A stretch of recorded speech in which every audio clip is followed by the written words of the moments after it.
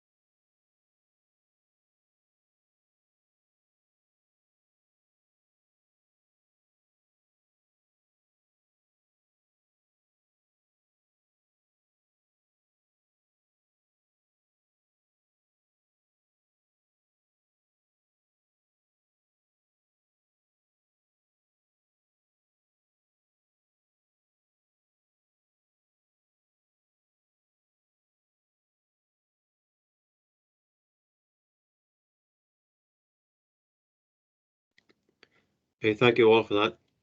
And there will be an opportunity after item 6 on the agenda, announcements by the leader, the group leaders, who may wish to say a few words as well.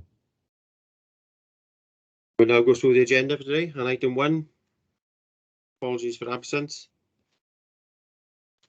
So far I'm aware of Councillor Pam Davies and Councillor Steve Smith giving their apologies. Councillor Gareth Howells may be late. Oh no, I think he's here.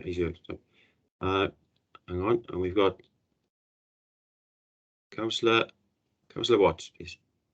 Yes, thank you, Mr. Mayor. I just wish to give apologies. I'll have to leave the meeting around the 4:30 mark.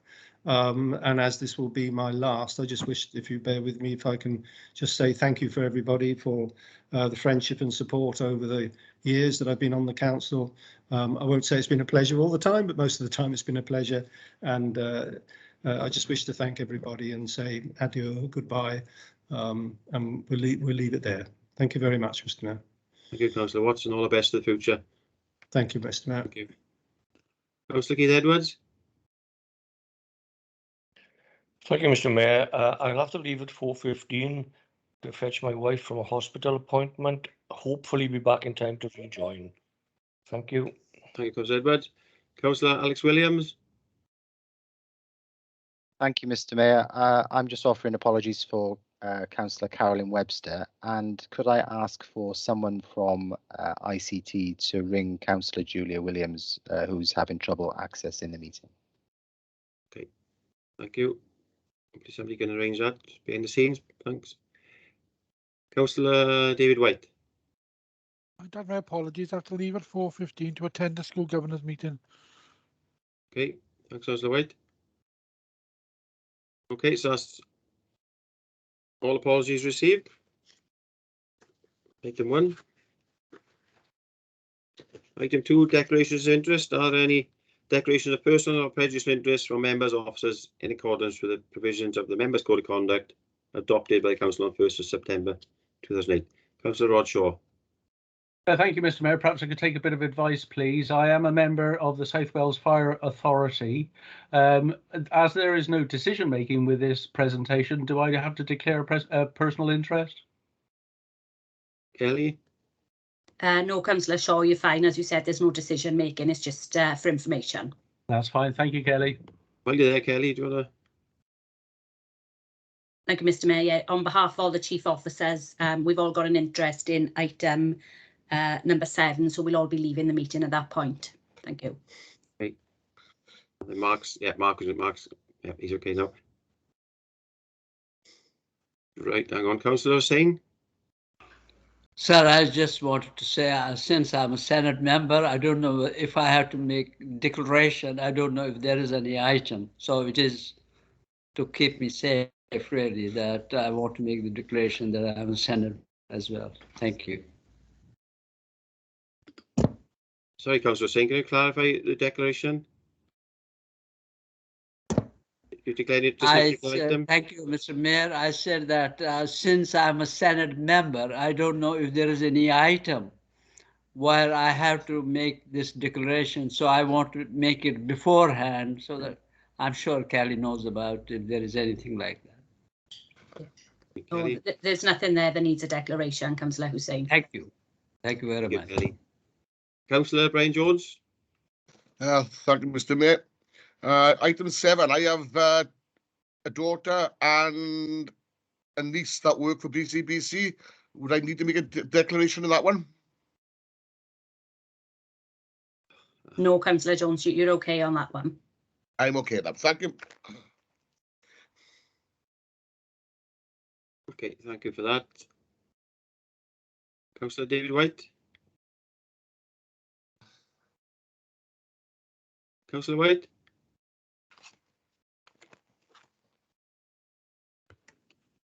Just regarding what Brian Jones has said, I know he mentioned his daughter. I have a daughter who works for the council, but I also have a wife who works for the council. Does that mean I have to make a declaration, Kelly? Not in relation to this report, Councillor White, no. Thank you, Kelly. Same situation myself. I have a wife and relatives who work for the council, but that's not, as we've been advised, no need to declare personal interest. Thank you for that, Kelly. And I think there's no further indications for declaration of interest on item 2. So we'll move to item 3, the approval of the minutes of the council meeting held on the 9th of February 2022. Do you have a mover and seconder, please? Mr. Mayor. You moved and seconded then? Seconded, Mr. Mayor.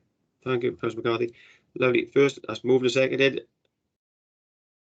Take it all in favour of that. Don't see any want to speak. So that's moved and seconded and approved the minutes of the 9th of February 2022.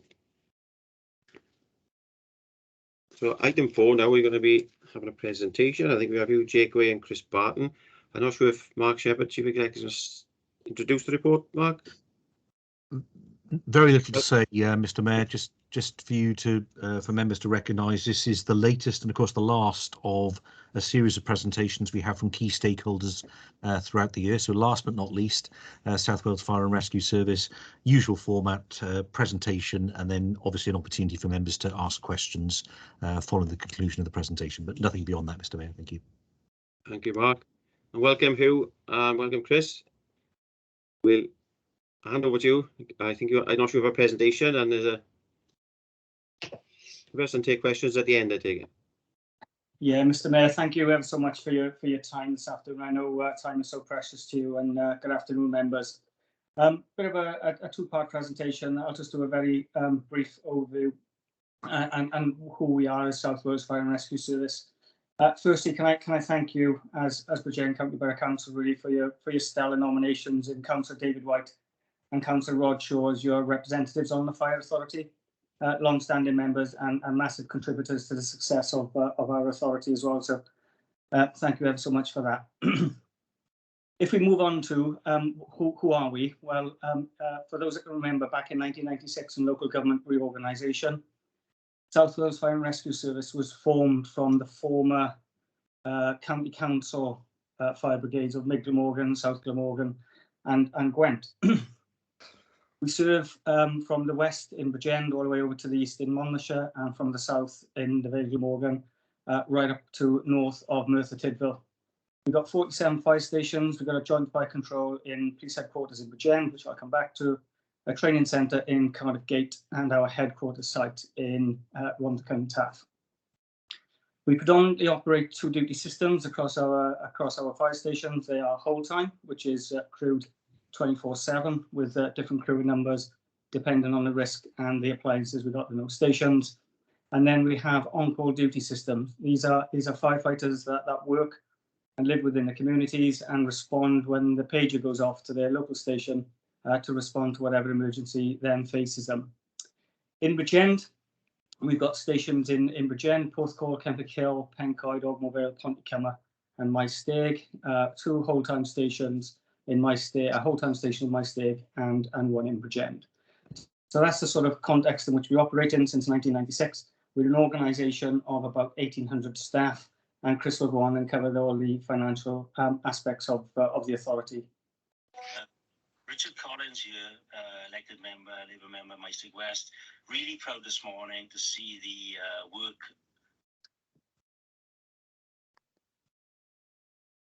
What do we have then? Is that okay? That definitely wasn't Chris. I'm not sure what that was, Jim, but let's crack on anyway. Yeah, as you said, I'm just going to skip through really the financial background to the authority and touch on the budget decision we made this year. For members who haven't seen us before, the fire service is funded from the 10 constituent authorities that Hugh's just outlined, one of which obviously is yourselves in Bridgend. And we obtain our resources for our net revenue budget in proportion to the population of the 10 areas. So yourselves with a population of 147,000, you represent about 9.5% of the constituents of South Wales, and you contribute about £7.5 million to our overall £79 million budget. So we're at just under 10% of the actual budget of the fire service in itself. In terms of what we spend our money on, we spend about just under £80 million a year. The vast majority of that, around 80%, constitutes our employees' budget. So that's operational firefighters, on-call firefighters, our control centre, and obviously the support and other aspects of the organisation that we need to run. And that obviously includes pension provision as well, which is partly supported by Welsh Government through the fire pension schemes. The rest of our budget is pretty much as you'd expect, really, of an organisation in the public sector. So we have training budgets, quite significant training budgets because of the nature of the work. The premises, which covers the premises that Hugh just outlined, the supplies and transport, obviously, to run our fleet and associated equipment. And then also we fund from within this all our capital purchasing as well. So the maintenance of our buildings, the acquisition of our vehicles and plant, and so on. We generate about £4 million a year in income, which is a relatively small proportion of the income for the overall size of the service, and that's largely not at our discretion. It's pretty fixed in nature. Just some history in terms of our revenue budget over the last 10 years or so. Our budgets have increased over that period for a period through the austerity, obviously, like yourselves, I guess. They were pretty flat, and they have started to increase as pay inflation and price inflation has generally started to increase over the last few years. That said, the difference between those two lines you can see there is really the difference between our cash budget and our real terms budget. So our increases in budget have been well below our inflationary pressures over that period. and we're now spending in real terms about 17 million less than we were around a dozen years ago. Just for comparator's sake, there are only 3 fire authorities in Wales. Obviously, we are one of them. But just to sort of reassure members, I guess, that if you track the budget changes over that period as well, in comparison, for the 3 fire authorities, South Wales is certainly showing up lower than the other 2. So we put that in the plus box for ourselves. Just the headline numbers around the budget. Total spend in terms of the constituent council funding is around £79 million. We do get about £5.5 million in grants from Welsh Government for a variety of functions, I say, some of it including pensions, but also the community safety, risk reduction work, some work towards national resilience, where we provide on a supported nature across the country, different aspects of our service, and also some support for our emergency services network as well. And really the key kind of point of my discussion today was we set a budget for next year, which was an increase of 2.29%. For Bridgend, that will equate to about 2.45% because of the population changes that occur from year to year. The key point I'd make about this is in last year's, or the current year's budget, when we set the current year's budget, we did have some uncertainty about our pay inflation, and we actually ended up over providing for pay. We did that on the basis that if there was an over provision, we would eventually return that to the local authorities. And that's the situation when we've set the budget going forward. The reason why we've been able to set a pay inflation assumption around 1.5% is effectively we are using our currently projected underspend in the current year to subsidise next year's budget. So we are utilising that over provision to reduce your contributions in the coming financial year to sort of return that money to you. There are some risks within that. Clearly, we don't know what pay inflation is going to be for the coming year. We will absorb it, whatever it is, from our reserves. So you don't need to worry. Hopefully, we won't be coming back to you for any request for further money. Obviously, the following year, then we'll have to look again at what our base budget looks like, pending that information being confirmed.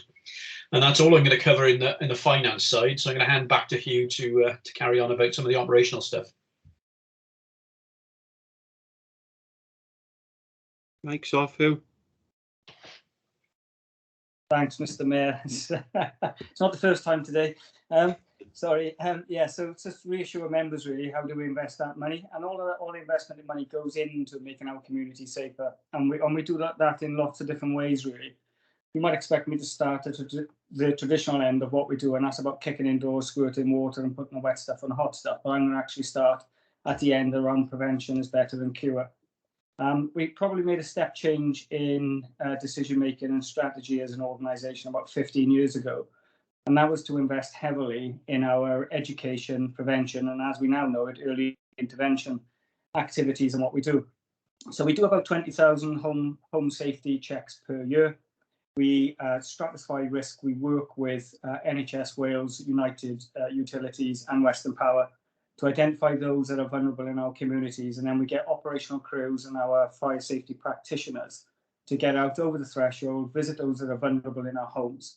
And we deliver not only a home fire risk assessment, but we also act as the eyes and ears for many other agencies and organisations as well.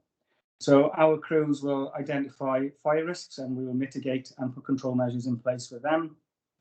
But they also identify and have been trained to recognise human trafficking, domestic abuse, sexual violence, and we've got pathway referrals with partners with that.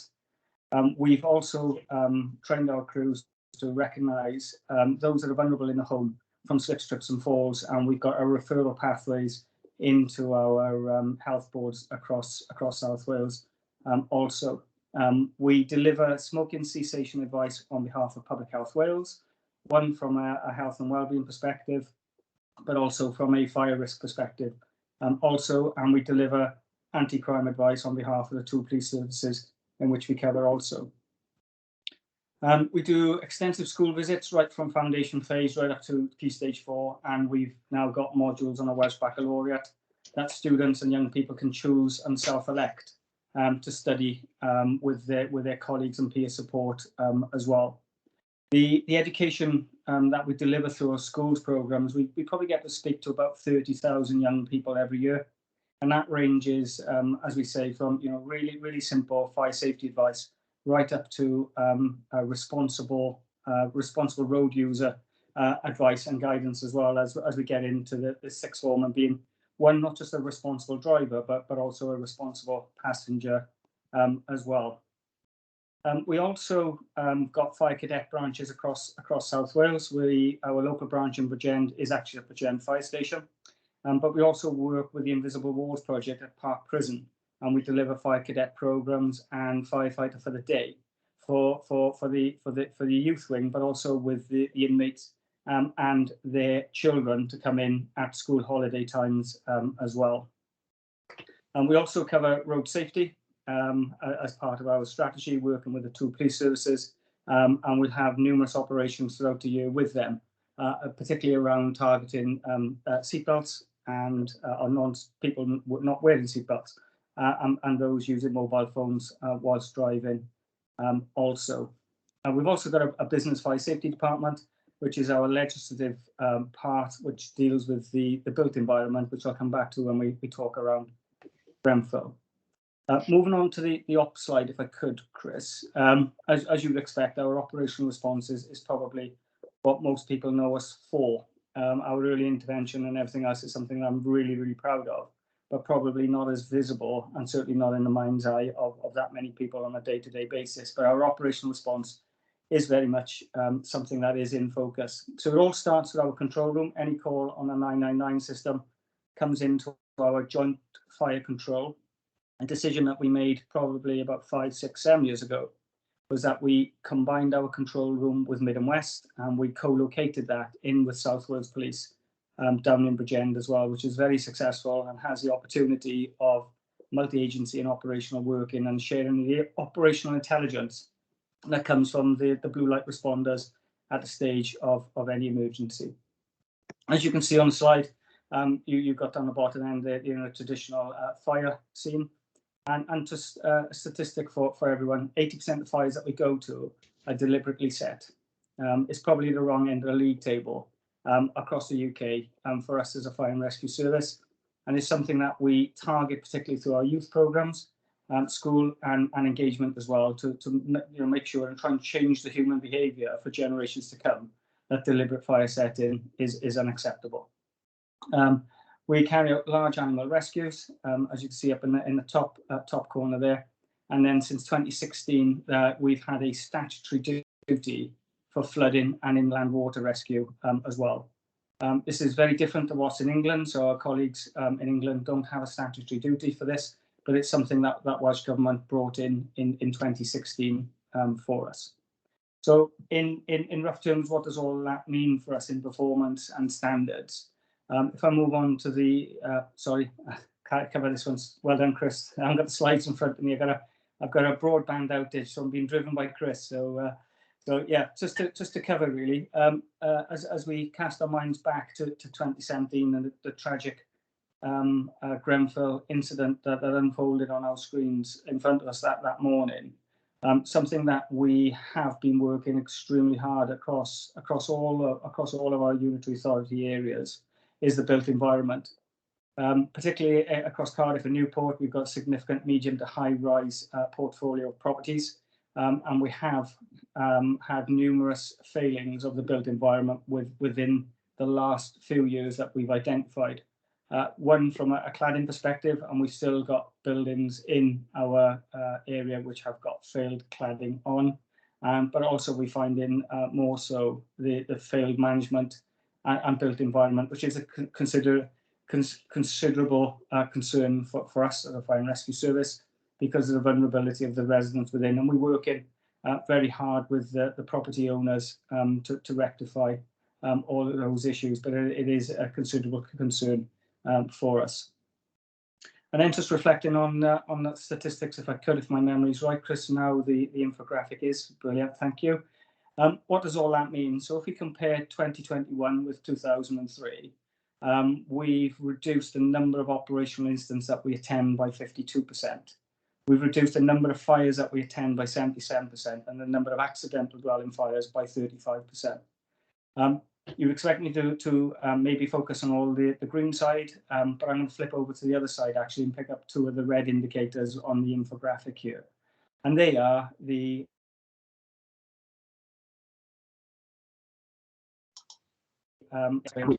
Chris's network's gone. Back, where we assist other agencies. So particularly we assist other agencies and have done for a good while. And that's around medical interventions within the home. So bariatric patients where the ambulance service haven't got the capability to rescue people from the homes, get them into hospital for care. And also other medical assistance calls with other agencies as well. There's other slides on the slide deck which I know will be shared with members. Their performance graphs to show that Bridgend is roughly in kilter with the rest of the organisation as well. And I won't go through them because I want to leave some time for questions, Mr. Mayor, if I can. But before I conclude and move on to the questions, I really would like to say I've been extremely proud of the organisation throughout my career, but certainly as a Chief Fire Officer for the last 2 years, the fantastic availability that we've had throughout the global pandemic has been nothing short of remarkable, and that's down to the dedication, commitment and professionalism of all our staff. Now, the majority of our staff have not got the capability and the luxury to be able to work from home, and many of them throughout this global pandemic, our operational firefighters, our fire control staff, vehicle technicians and others that have needed to be in the working environment have needed to leave the comfort and security of their home and to go and work into a very uncertain environment. And we haven't missed a beat. We haven't missed an operational call. Our availability of every single appliance that we've had on our fleet and all our fire stations have been operational throughout a very, very difficult time, which has been throughout this global pandemic. We've continued to have firefighters retire, and rightly so. So our training capacity and capability has also needed to be maintained throughout this. And in addition to that, we've been able to assist other organisations and colleague organisations through a pandemic. So we've had firefighters that have been driving ambulances, and we've had firefighters and fire and rescue service staff that have been working at vaccination centres, and we've had firefighters trained and that they've been administering vaccines in the last few months also. And then finally, in the last few probably 8 to 10 days that we've been making a non-operational kit or end-of-life kit available, and we've been working with the Home Office and Department for International Development to make kit and equipment available to Ukrainian firefighters throughout the crisis in which they're facing also. So I conclude there. I know there's more slides on the deck which members can peruse at their leisure, and happy to take any questions, and thank you for your time. Thank you, Hugh, and thank you, Chris. And a couple of speakers. Can the first 2 move and second the report as well, please? So, Councillor David White. I'll move the report. I just want to say thank you for his kind words in regards to myself and Rob at the start. Hugh, it's been a massive pleasure to be a member of the Fire Authority for the last 7 years. You continue to do an amazing job, and when I first started the Fire Authority, I didn't have a clue, and the training programs you put in for fresh-faced members and long-standing members is excellent, and if once that training that we did, we couldn't do the job as Fire Authority members, and I never realised you do stuff around the DV, around the environment now is really a big way forward for yourselves. And during COVID, you have supported other agencies besides trying to keep the Fire Authority going. And I understand you're also involved in the vaccine programme as well. So, like I said, you do an amazing job. Please keep doing what you're doing, because you are keeping our community safe, and the preventative work that you do is first class. And as far as I'm concerned, South Wales Fire Authority is a lead fire authority throughout the UK, and other fire authorities look to us for the standards that we set. And I take pride in the fact that Bridgend Fire Authority has been multiple times world champion, and that's got to be down to the dedication of the Fire Authority members and staff. Well done, Hugh. Thank you, Councillor White. Councillor Rod Shaw. Thank you, Mr. Mayor, and happy to second it as well. I just wanted a brief moment to make a statement really rather than a question, but I'd like to pass my thanks on to the Chief Fire Officer and all his team. It's been an honour and a privilege to serve the Fire Authority for the last 5 years. It is probably the most professional organisation I've ever come across. I know it's highly regarded by the public and quite rightly so as well. I do know that several members have queried the way that it's precepted through the local authority, but I hope Chris's slides show what excellent value for money it is, and how much it's valued by the community. Thank you, Mr. Mayor. Thank you, CFO. Thank you, Councillor Shaw. Councillor Ross Thomas. Yeah, diolch, Mr. Mayor, and thank you both for the report. Diolch as well. Thank you so much to you and colleagues for everything that you do across South Wales and keeping us safe. I think it's interesting that you touched on the community-orientated work that you do. I'm in tune with that in the last couple of weeks, actually, having been contacted by an older vulnerable resident where there were apparatus not working in his home, and you were just a telephone call away and you were able to resolve that problem. And he and I are both very grateful for that. Mr. Mayor, just wanted to very quickly turn to the issue of arson. Needless to say, it's that season again, and unfortunately you may well be aware, Hugh, that we had an incident in my stag on the weekend, unfortunately. It seems certainly from the offset that we are fighting, and you certainly and your colleagues are fighting a losing battle against arson in the local community. I really don't envy the region that you cover. Plenty of hills, plenty of mountains, plenty of shrubbery and vegetation, tinder dry sometimes in the April and May season. And it just provides that ignition, for want of a better word, for younger people in particular to set fire.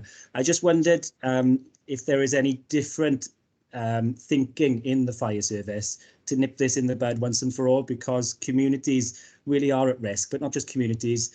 The local wildlife, vegetation and biodiversity of our communities is at risk as well, but homes as well. So it does really feel like we are fighting a losing battle. I just wondered if there's a change in thinking about what we can do about arson in our local communities. Thank you, Mr. Mayor, and thank you both from the fire service. Okay, who would you like to answer that one?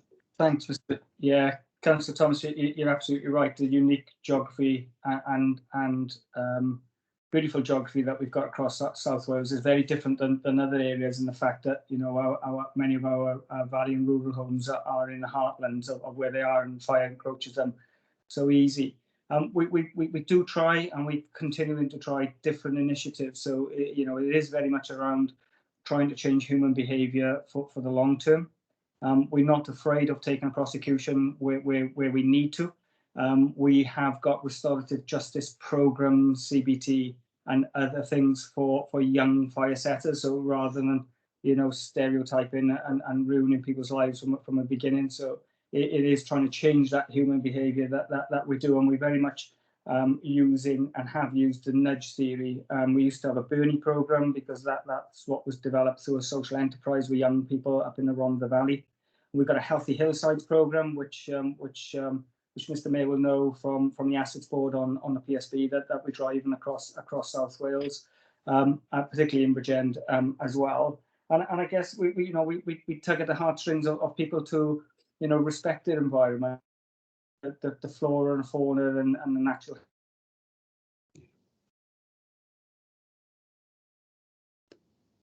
Oops, have we lost who? Chris? I think so. I think he apologised at the beginning because they had a broadband outage down there, so I think he's working off a mobile signal. Have I lost it? Yeah, broadband's gone in Christchurch, regrettably. We're there now. We're back now.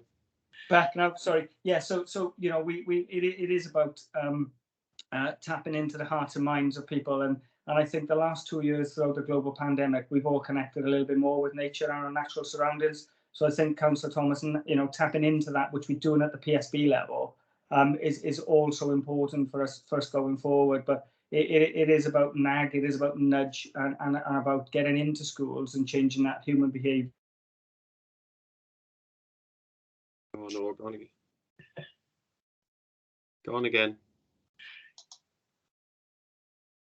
I think we got the gist of where he was going, Mr. Yeah, Mayor. I I'm think happy, so. happy Yeah, with that yeah. response. Thank you. Otherwise, we need to come back. Councillor Tim Thomas next, but maybe want to just see if who will come back so we can know. Hang on. Whilst, Mr. Mayor, whilst we're waiting for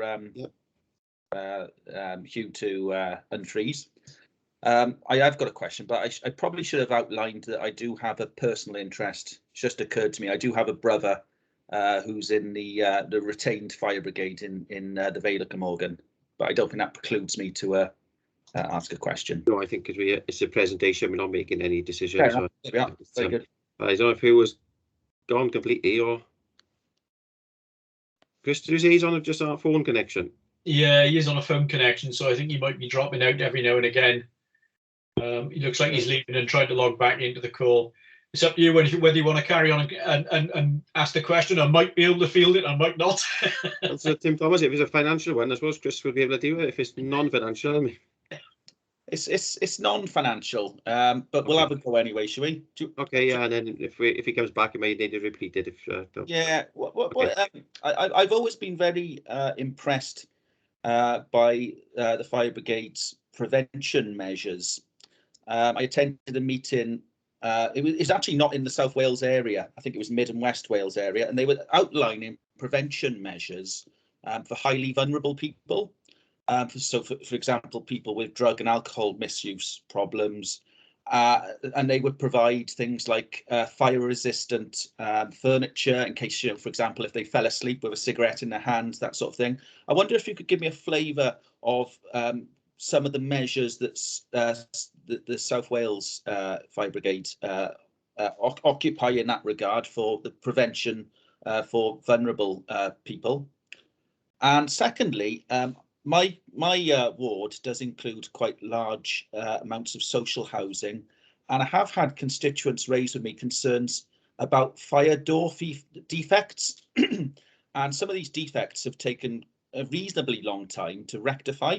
So I'm just really interested, how are you working with social and private, to that matter, landlords, in ensuring that fire safety in regards to fire doors is adequate, and any fire safety measures as well?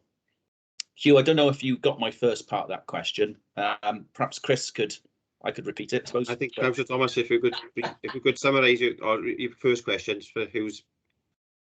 I do apologise. No worries. So Hugh, I think you've got the second bit. The first bit was, I was just saying I was very impressed. I went to a meeting of another fire brigade in Wales, and they were outlining fire prevention measures for very vulnerable people.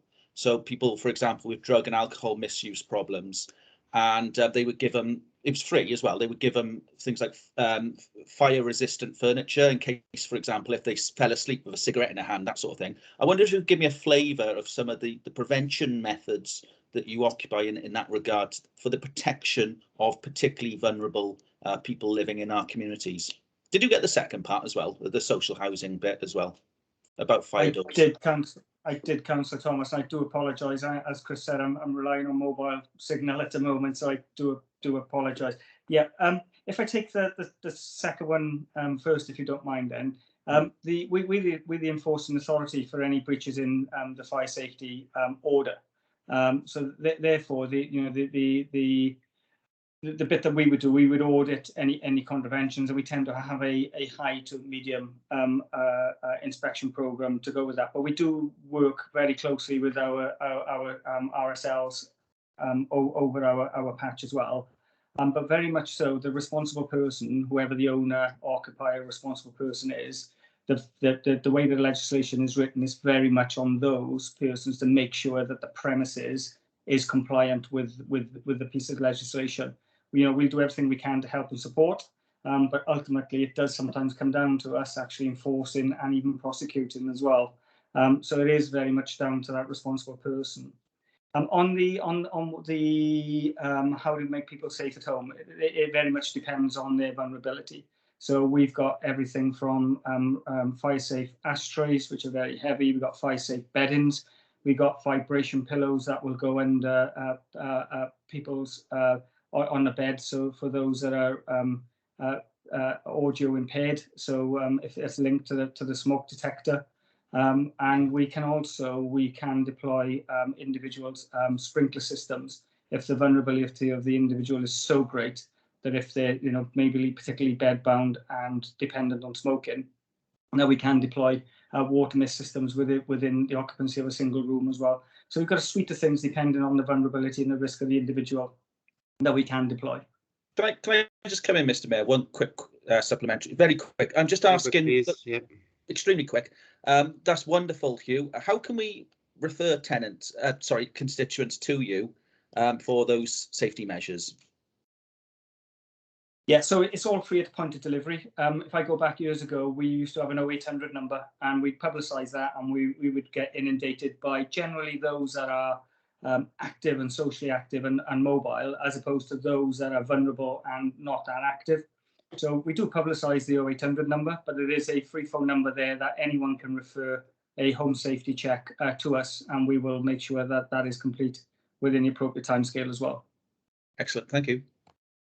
Lovely, thank you, Hugh. That number, is that number in the slides for members later to pick up on, or website? It's on the website, but I can slide it over, Mr. Mayor, at some stage to make sure members are aware of it. Lovely, thank you for that. Right, the next one is Water Leader, Councillor David.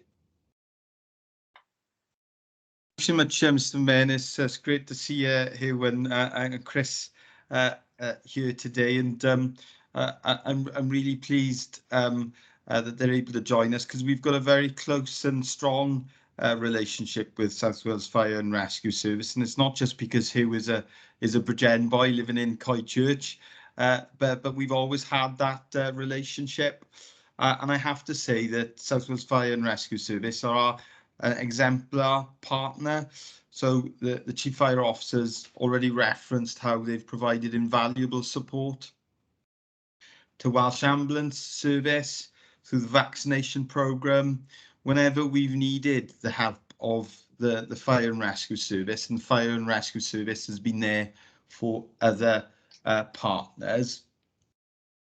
But of course, Fire and Rescue Service, South Wales Fire and Rescue Service, are also a regulatory body, as the Chief Fire Officer has just described, and we have a very large estate. We have hundreds of buildings, and we're responsible for keeping those buildings safe as a local authority.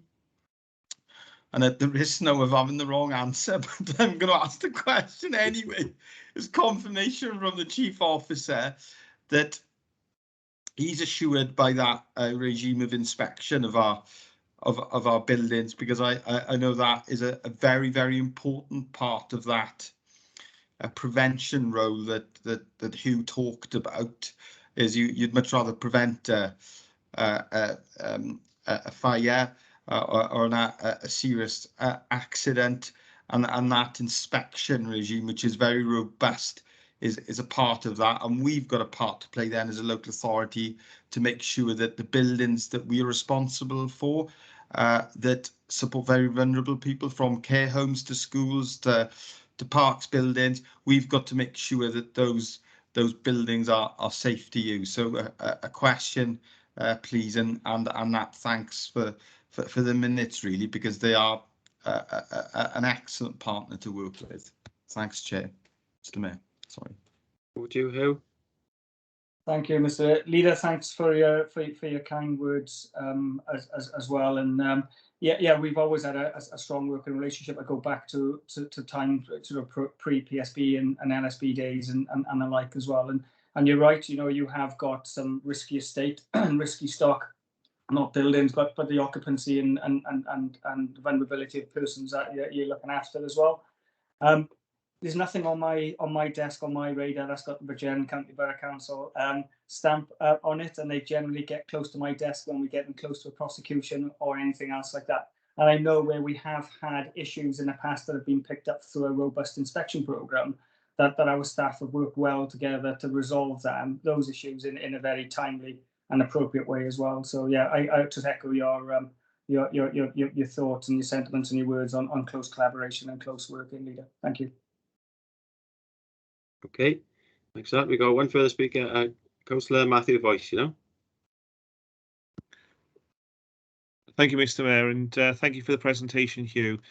Really, I think everybody's thanked you enough, and I'd just like to add to those thanks, not just to the fire service, in fact, all the blue light services that every day turn up to be there to help us when we need them, both on the coal face and in the back office. Big thank you to you all, and may you carry on all the good work and keep doing the great job that you're all doing. I'll leave it at that because I think everything has already been said. Thank you. Thank you, Councillor Voicey. Thank you. I have to have Councillor Malcolm James. Thank you, Mr. Mayor. Hugh, thank you for the presentation. Hugh, have you got any concerns, whether staff-wise, financially, about the extra responsibility that has been put on the fire service? I.e., every week we get a traffic incident on the M4. Every winter now, because our winters are getting wetter, there is more flooding around. And the same can be said for our summers, which are getting hotter. And I think Councillor Ross Thomas touched on where I live in my state of the wildfires that are happening. Have you got major concerns about what is happening with the environment, as we all have, but the responsibilities that have been put on the fire brigade? Thank you. I think you might have frozen again. I think you might have frozen. If I can pick up that one, unless Hugh comes back in, yeah, there are concerns. The major way we address this, of course, are considering the training of our staff and making sure they've got the kit, equipment and the training to actually deal with these incidents. And that's part of the work we're doing now in terms of our investment with operational equipment and training over the next couple of years, is to sort of slightly refocus the activities. So there's more work going into things like water rescue and flooding, where we're bringing stations that traditionally perhaps wouldn't have been involved in those sorts of activities into those sorts of activities. And similarly, we're always looking at the kind of type of appliance we deploy to stations, whether they've got boats, rescue equipment, to ensure that they are adequately resourced for the types of things that they're attending. And as was commented there, for instance, we see less attendance at domestic fires and those sorts of incidents, and more attendance at the other types of calls, so RTCs and things like that. But yeah, we're always aware of it, and we're always trying to ensure that we have the right resources and trained and kitted out correctly to actually deal with those things. But it's an evolving picture over the next couple of years. That situation will continue to change as we move through those different types of activities. Right, thank you, Chris. Thank you, Chris. Are you happy, Councillor James? I don't think. Yes, thank you, Mr. Mayor. He was going to come back. He's disappeared into the Ethernet somewhere. Fortunately, but he needs a better phone signal.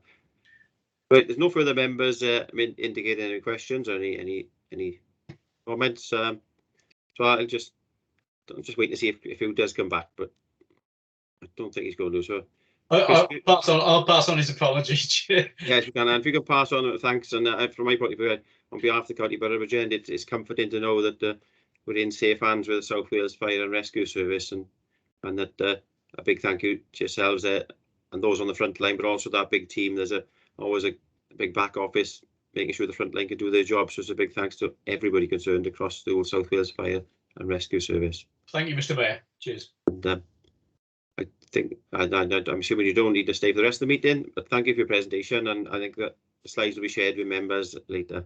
Thank you. So thanks, Chris, and thanks to Hugh when he resurfaces. Okay, thank you all. Thank you, members. Item 4. We now move on to item 5 on the agenda. Receive announcements.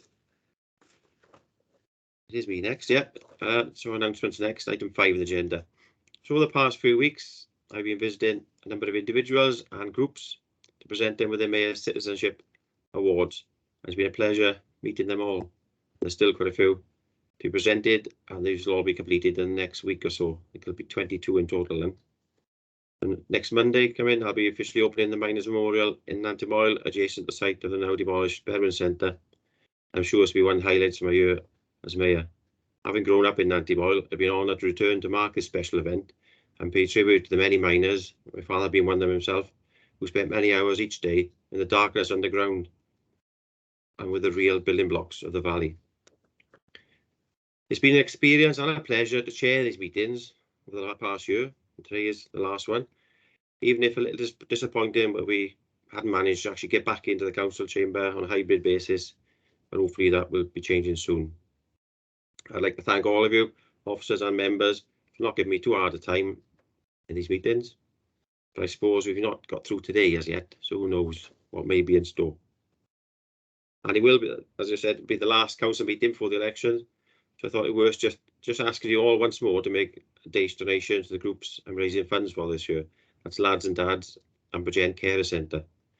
I'll be participating in the Welsh Three Peaks Challenge on Saturday the 2nd of April, along with 21 other people who signed up, and we're all looking trying to raise as much funds for these two groups as possible. The event starts at 4 o'clock in the morning on Saturday. As likely we'll be completing the event at Snowdon in the dark, but all within the 24 hours. Please make any donations via the BCPC website on the Mayor's page if you're able to, and many thanks in anticipation for your support for that. Finally, as members may be aware, the following committee meetings have been cancelled due to the pre-election period commencing on 21st of March 2022. That's the Democratic Services Committee, the 24th of March, the Standards Committee of the 29th of March, the Governance and Audit Committee of the 31st of March, but this has now been brought forward to the 15th of March at 2 p.m. with agreement of the chairperson. Regulatory committees are permitted to be held within the pre-election period, so they will continue. And Democratic staff will remove the above appointments from members and officers' calendars accordingly. Revised date for the Governance and Audit Committee has already been placed in members and officers' calendars. So once again, many thanks for your cooperation in these meetings. And we'll now move on to members of the Cabinet. Announcements. First one is Deputy Leader, Councillor Howell Williams, please. Thank you, Mr. Mayor. Members may wish to warn their constituents that we are once again receiving calls from worried householders who have been targeted by scammers. These criminals are issuing emails and are making direct phone calls to wrongly tell people that they are entitled to big payouts and rebates on their council tax. The scammers then offer to arrange for the money to be paid back to residents in exchange for a fee of around £140. This is a scam and householders are advised to remain alert for it. You can find out more about how the council handles council tax payments and refunds at the corporate website or via my account. Thank you, Mr. Mayor. Thank you, Deputy Leader. Moving on now to Councillor Stuart Baldwin, Cabinet Member for Communities, please.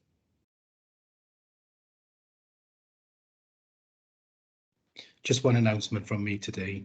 And there is a project underway in South Kennelly, which I'm sure will be of interest to. Oh no, now Councillor Baldwin's dropping out. Right. Can we move on at the moment then to Cabinet Member for Social Services and Early Help, Councillor Jane Gebbie, and we'll go back to Councillor Baldwin if he appears. Councillor Gebbie. Thank you very much, Mr. Mayor. As this will be the last meeting of full council until after the May elections, I want to make members aware that we will shortly be opening a new centre where our East Hub, Early Help and Children's Social Services teams will be based. The creation of the hubs date back to 2015, 2 years before my time in as a member, when we established 3 multidisciplinary teams capable of sharing skills and resources to provide more effective support for children, local children and their families. CCYD provided a suitable home for the North Hub team, and the West Hub team was set up within Pyle Life Centre. And the civic officers has served as a temporary base for the East Hub team while we search for appropriate accommodation. Thanks to the efforts of our partners, and especially the head teacher, the staff, pupils and the governing body of Brynted Comprehensive, an all-new detached single-storey building has now been designed and constructed within the grounds of the school and it stands ready to welcome not only the early help team, but also our locality team for children's social services too. Both teams do sterling work for our community, and the new building will bring together experts in family, parenting and engagement support, educational welfare, psychology and counselling, police, community support and liaison, safeguarding, health and more. By co-locating them together, this makes excellent opportunities for an enhanced joint working between our statutory safeguarding teams. The East Hub is going to be a fantastic new facility, which will have such a positive impact upon the lives of local people. So well done to everyone who has made this possible. Thank you, Mr. Mayor. Thanks, Councillor Gebbie. Councillor Baldwin, are you with us or frozen on screen? No, okay, we'll hang on a bit longer, see if it comes back. We'll move on next then to Councillor Denisha Patel, Cabinet Member, Wellbeing and Future Generations. Councillor Patel. Thanks, Mr. Mayor. And I've just got one short announcement today, and that is to let members know that they can inform young people aged 16 to 18 who live in the Ogmore, Garw or Llynfi valleys that they can take advantage of 8 weeks of free gym membership as part of the Winter of Wellbeing initiative. The initiative is funded by Welsh Government and provided by Halo Leisure and Bridgend County Borough Council. The programme is designed to encourage young people to live active and healthier lives. To find out more information, you can visit the Halo website or call or visit one of the participating venues. And there is a deadline, and that is the 31st of March this year. So please encourage residents, young people to attend. Thank you. Thank you, Councillor Patel. Councillor Baldwin, are you back with us? You think you might be back? I believe, well, I could still hear you last time, so it was obviously something that happened my end. The So screen was froze, it was, yeah. So, Councillor Baldwin, would you like to go back to your I'll start again if you don't mind, Mr. Biggs. I don't know where you got to or where I got to before I cut out. So there is a project underway in South Connelly, which I'm sure will be of interest to members, as it is set upon creating the first low carbon village in Wales. Launched by Bridgend County Borough Council in association with Chalach Energy, New Vision Energy Wales Limited, Passive UK and Welsh Government, the project comprises of a pioneering initiative that aims to share green energy between local homes. This is achieved by fitting houses with a combination of solar panels, solar ventilation and energy batteries, all linked together so that the energy can be distributed throughout the community. The scheme is one of many projects that the Council is working on as part of our overall Bridgend 2030 decarbonisation strategy. If the trial continues to deliver positive results, we could soon start rolling the technology out to other communities within the county borough. Again, another fantastic project on our 2030 agenda. Thank you, Mr. Mayor. Thanks, Councillor Baldwin. Next we have Cabinet Member, Education and Regeneration, Councillor Charles Smith, please. Okay. Thank you, Mr. Mayor. I'm sure members will be pleased to note that Bridgend College has now formally submitted a pre-application planning proposal for establishing a new multi-million-pound campus at the heart of Bridgend Town Centre. As you know, the proposal is part of the Council's Regeneration Master Plan, which identifies a series of ambitious and deliverable projects over the next 10 years that will support future economic growth and secure greater benefits and opportunities. The college wants to develop an all-new learning and skills campus at Cheapside, using land currently occupied by the town centre police station, which has already been purchased by the council for this purpose. And the nearby former multi-storey car park, which had to close in April 2021 due to serious structural faults, will be part of the campus as well.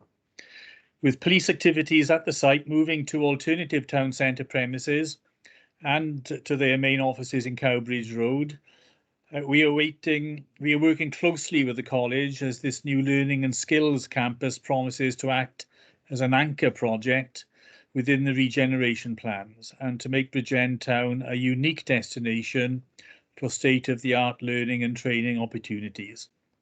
Taking advantage of parallel plans for developing enhanced public transport links within the town, which will make it easier for people to access its facilities, the new campus is intended to support local businesses and generate fresh investment by significantly increasing footfall in the town centre. Ultimately, this proposal seeks to bring higher and further education into the town centre, where it will be closer to retail, leisure and transport hubs. It'll be public facing and it represents a cornerstone of our regeneration strategy, which promises to deliver long-standing positive change. The master plan vision is that Bridgend will be a true county town. This aspect of the master plan confirms Bridgend as a place for technical education, a place for skills, a place for lifelong learning, and in effect, a university town. Thank you, Mr. Mayor. Thank you, Councillor Smith. That's members of the Cabinet. Next, Chief Exec, Mark Shepherd. Thank you, Mr. Mayor. Yes, one quick announcement from me, but an important one.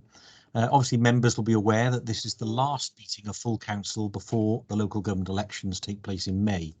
As Chief Executive, I've always valued the constructive working relationships that we've had in place here at Bridgend County Borough Council and of the mutual respect that is in place between officers and members. I know that some of you have already made the decision not to stand at the forthcoming elections, and politics being what it is, we may also see other new faces the next time we meet in this chamber. I would therefore like to take this opportunity as Head of Paid Service to thank you on behalf of all of the officers in the Council for your efforts, your commitment and your dedication towards the communities which you represent. I'd also like to wish you the very best of luck moving forward. Thank you. Thank you, Mark, for that. And that now brings us to the end of item 5. I move to item 6, announcements from the leader. Councillor David, please. Thank you, Mr. Mayor. I know that all members are saddened and appalled by the Russian invasion of Ukraine. It's caused a devastating humanitarian crisis that is unfolding daily live on our television screens. People of Bridgend County Borough and this council continues to stand in solidarity with the people of Ukraine as they bravely resist Putin's armed forces. As an area which already provides a home for both Russian and Ukrainian nationals, we stand together with our Ukrainian neighbours. Cannot imagine how they are feeling and coping, not knowing if their loved ones in Ukraine are safe and will survive the bombs and shells.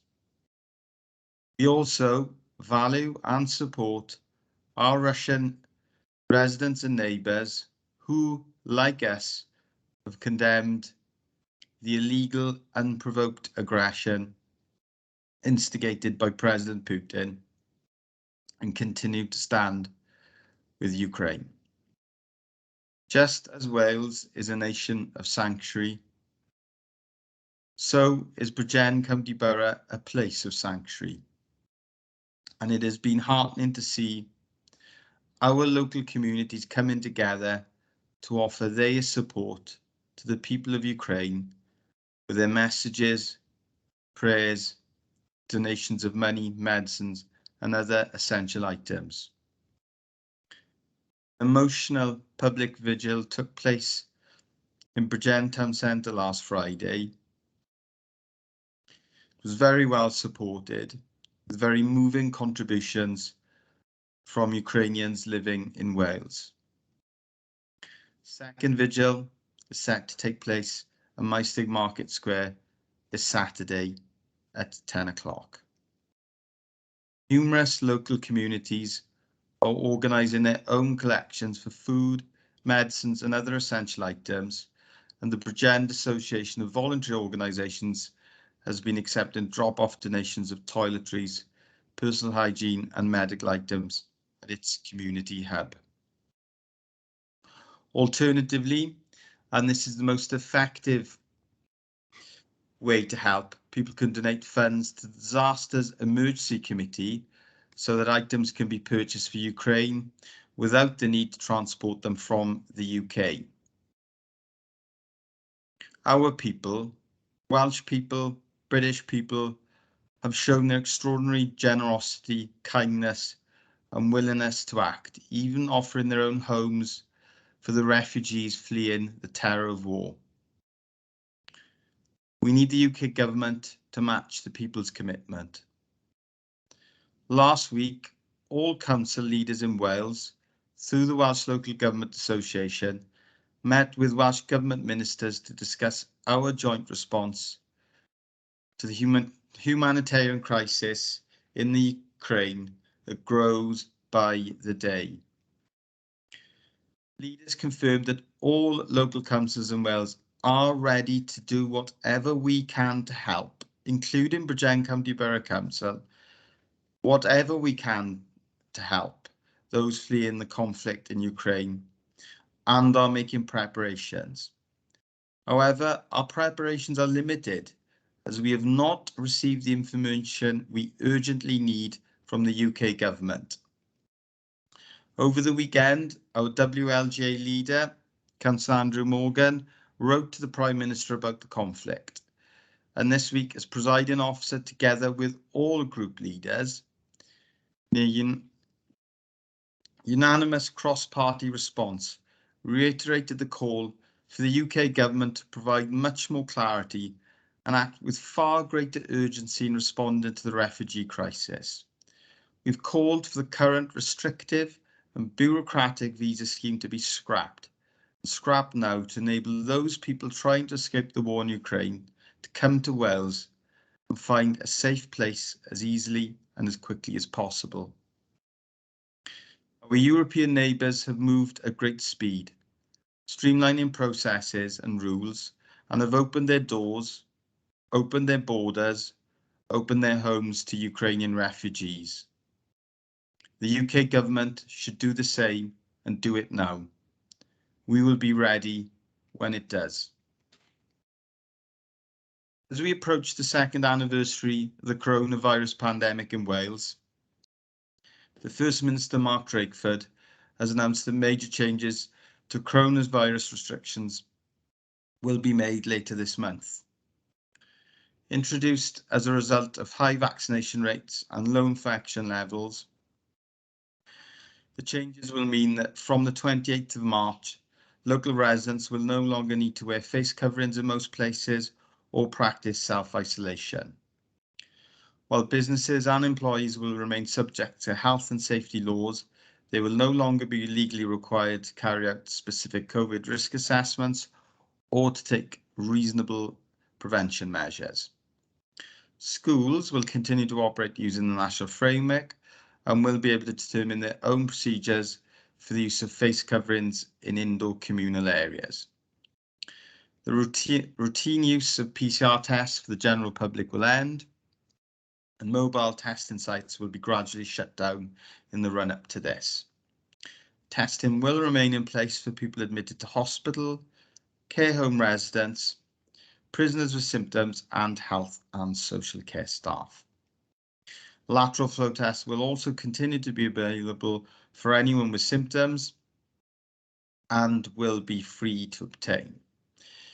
These changes represent the efforts that people have made in coming together as a single community and doing all that we can to control the spread and impact of the coronavirus. While this does not mean the pandemic is over, it is a welcome return to normality. Finally, we have received some positive news just this week, which I would like to share with members. Bridgend County Borough Council has now been officially recognised as a real living wage accredited employer by the Living Wage Foundation, an independent organisation which uses wider cost of living factors to calculate more realistic hourly rates of pay for people aged 23 and over. Intended to provide employees with a voluntary benchmark so that staff can earn a wage they can live on. The Living Wage Foundation estimates almost a fifth of all workers in Wales currently earn less than they need to get by, and that around 223,000 jobs pay less than the real living wage. Employees who sign up to the real living wage agree to pay their staff a minimum of £9.90 an hour instead of the £8.91 national rate. We, of course, pay a minimum of £9.90 an hour. While this council first made a commitment towards paying the real living wage more than 2 years ago, gaining official accreditation sends a signal to prospective employees that we are a responsible employer. The accreditation follows a great deal of hard work carried out alongside Cynnal Cymru. It reflects our desire, your desire, to improve terms and conditions and to ensure staff are treated properly for delivering important public services, often to the most vulnerable members of the community. By leading by example, we are encouraging our contractors and suppliers, and will be requiring our contractors and suppliers to also pay the real living wage in line with our commitments under the Ethical Employment and Supply Chains Code of Practice. The members will want to join me in congratulating everyone who has helped the council to gain this accreditation. Thank you, Mr. Mayor. Okay, thank you, Leader. And as I stated at the start of the meeting, there's an opportunity if any group leaders would like to say a few words regards to crisis with Ukraine. And I see Councillor Alex Williams have indicated. So over to you, Councillor Alex Williams. Thank you, Mr. Mayor. I'd like to associate the Independence Alliance Group with the words of the leader in providing our unified support in solidarity with the people of Ukraine as they suffer this brutal and unprovoked Russian incursion into their independent democratic nation. We must condemn the actions of President Putin in the strongest of terms, but also support the bravery of those Russian people who have had the moral decency to call him out on his inhumanity.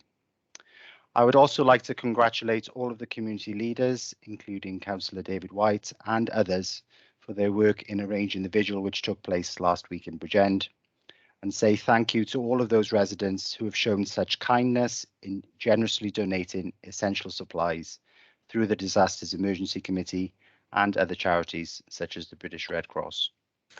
The scenes from Ukraine have been heartbreaking, which makes the UK government's dithering and bureaucracy in Calais all the more shameful as we witness the effective closure of our borders to Ukrainian people in their hour of need, while innocent people die in their homeland. I would urge us as one council to compel the UK government to make every effort to relax immigration conditions immediately and lead the world rather than follow when it comes to receiving Ukrainian refugees fleeing persecution, as well as providing more humanitarian support to the courageous and defiant people who remain in Ukraine, demonstrating incredible resolve. If the UK government does eventually step up to the plate, we could see many thousands of refugees landing in Cardiff.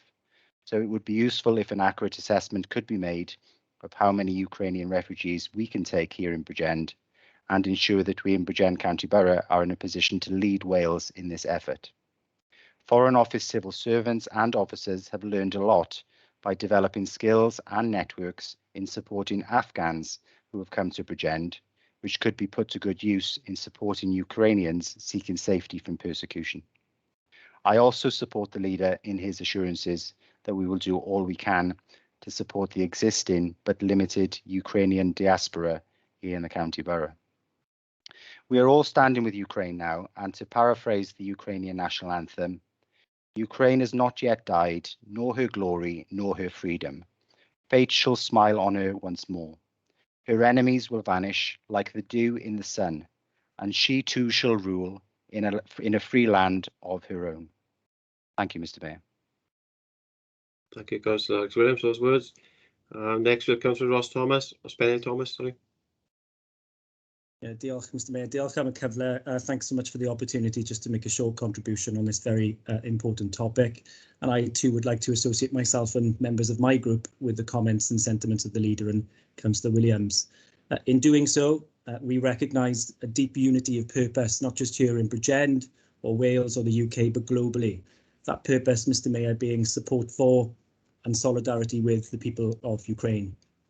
I was heartened alongside members of the community and elected members to attend the vigil in Bridgend Town Centre on Friday evening, where at least a couple of hundred people packed the pavements to stand side by side with our Ukrainian neighbours. I'm confident of a similar level of support in my stake this coming Saturday. From war, Mr Mayor, emerges both the worst of humanity, but the best of it too.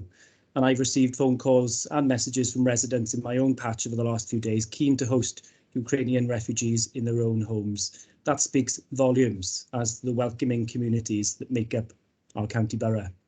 That sentiment, Mr Mayor, unfortunately meets barriers when you consider the woefully inadequate and seemingly indifferent response of the UK government. We are the embarrassment of Western Europe, where sanctuary is being offered to refugees with open arms. For shame, Mr Mayor, for shame. But let us not forget the many millions of Russians, as the leader has mentioned, for whom this war is the antithesis of their beliefs and for whom the economic consequences in particular will be dire. And I'll end on this, Mr Mayor. History looks perilously close to repeating itself in Eastern Europe.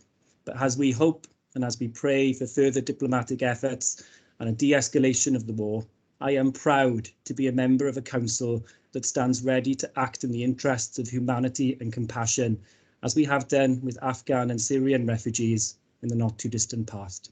Slava Ukraini, Mr Mayor, Slava Ukraini.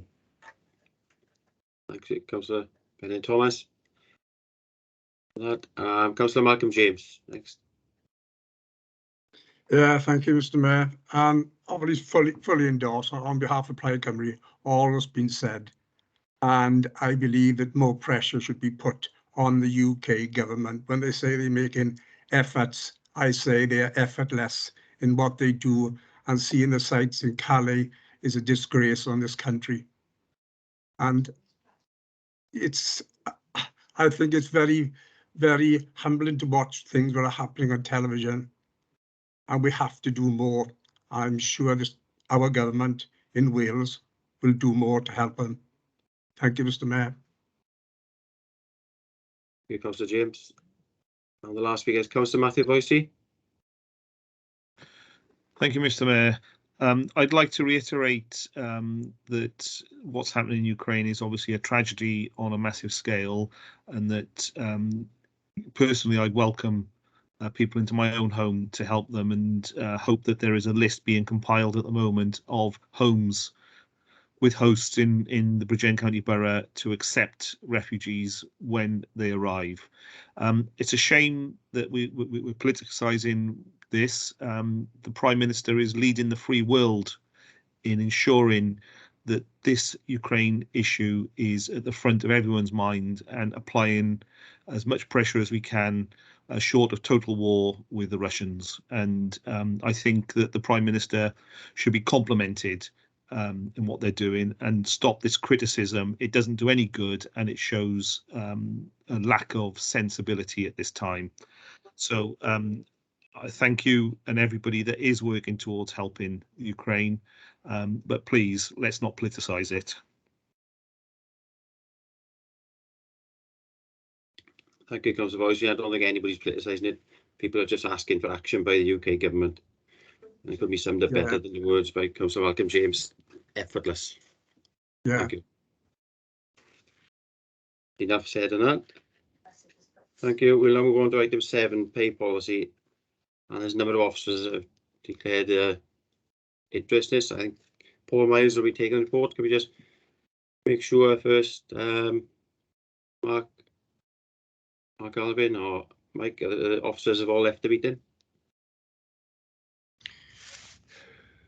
We'll do that, Mr. Mayor. We'll ensure officers are out, and we'll call them back in after Paul's done his submission.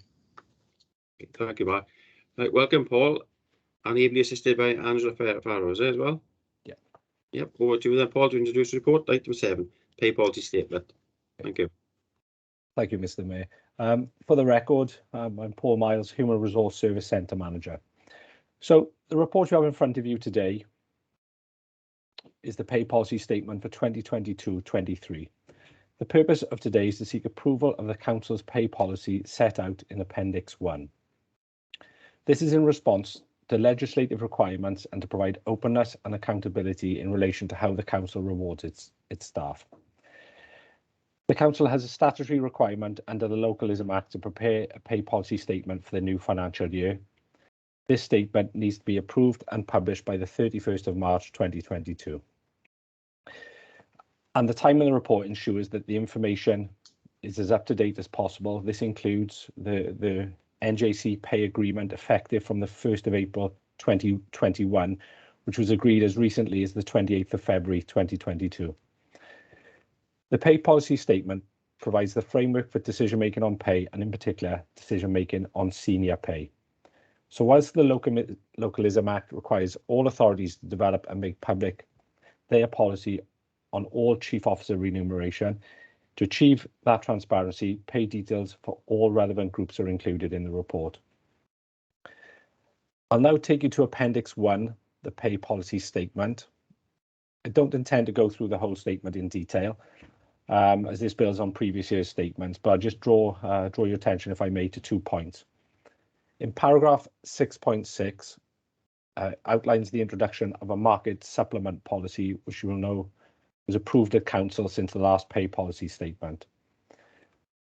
Also as well, draw your attention to paragraph 8 that outlines the pay relativities which we are obliged to publish as part of this report. These have been updated from the previous year in line with the salaries revised following the previously mentioned 2021 pay award. So I'll now take you to the recommendation in paragraph 9.1 of the report, and thank you, Mr. Mayor. Okay, thank you, Paul. Could I have a mover and seconder for the report, please? Then we go to speakers. Move second, Mr. Mayor. Thank you. Councillor Charles Smith, please. Yes, I'd like to move that we accept the recommendations, and I'd like to congratulate Paul Miles on what I believe is his first presentation to full council. Well done, Paul. Kevin Glassboy's rule. Thank you. Thank you for that. We've got Councillor Howard Williams, Deputy Leader, next. Yeah, thank you, mate. Well, the report has been moved and seconded, and I'm happy to lend my support to that. But I would just like to take this opportunity to thank the officers. I know Kelly's not here now, and but the team. I know Paul had his hand in delivering accreditation for Bridgend County Borough. We received final notification yesterday that we are now an accredited real living wage employer. So that's only us and Cardiff in Wales that are accredited as real living wage employers, and it certainly meets our expectations for Bridgend County Borough to be a high wage area. So so thank you to the team, and no, it's a real good feather in the cap for Bridgend County Borough.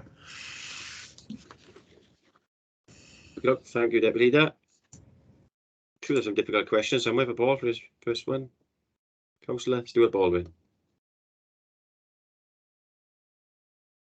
I really don't like being associated, Mr. Mayor, with the name and difficult questions. But I do have a question for Paul that I'm hoping that he can help clarify for me this afternoon.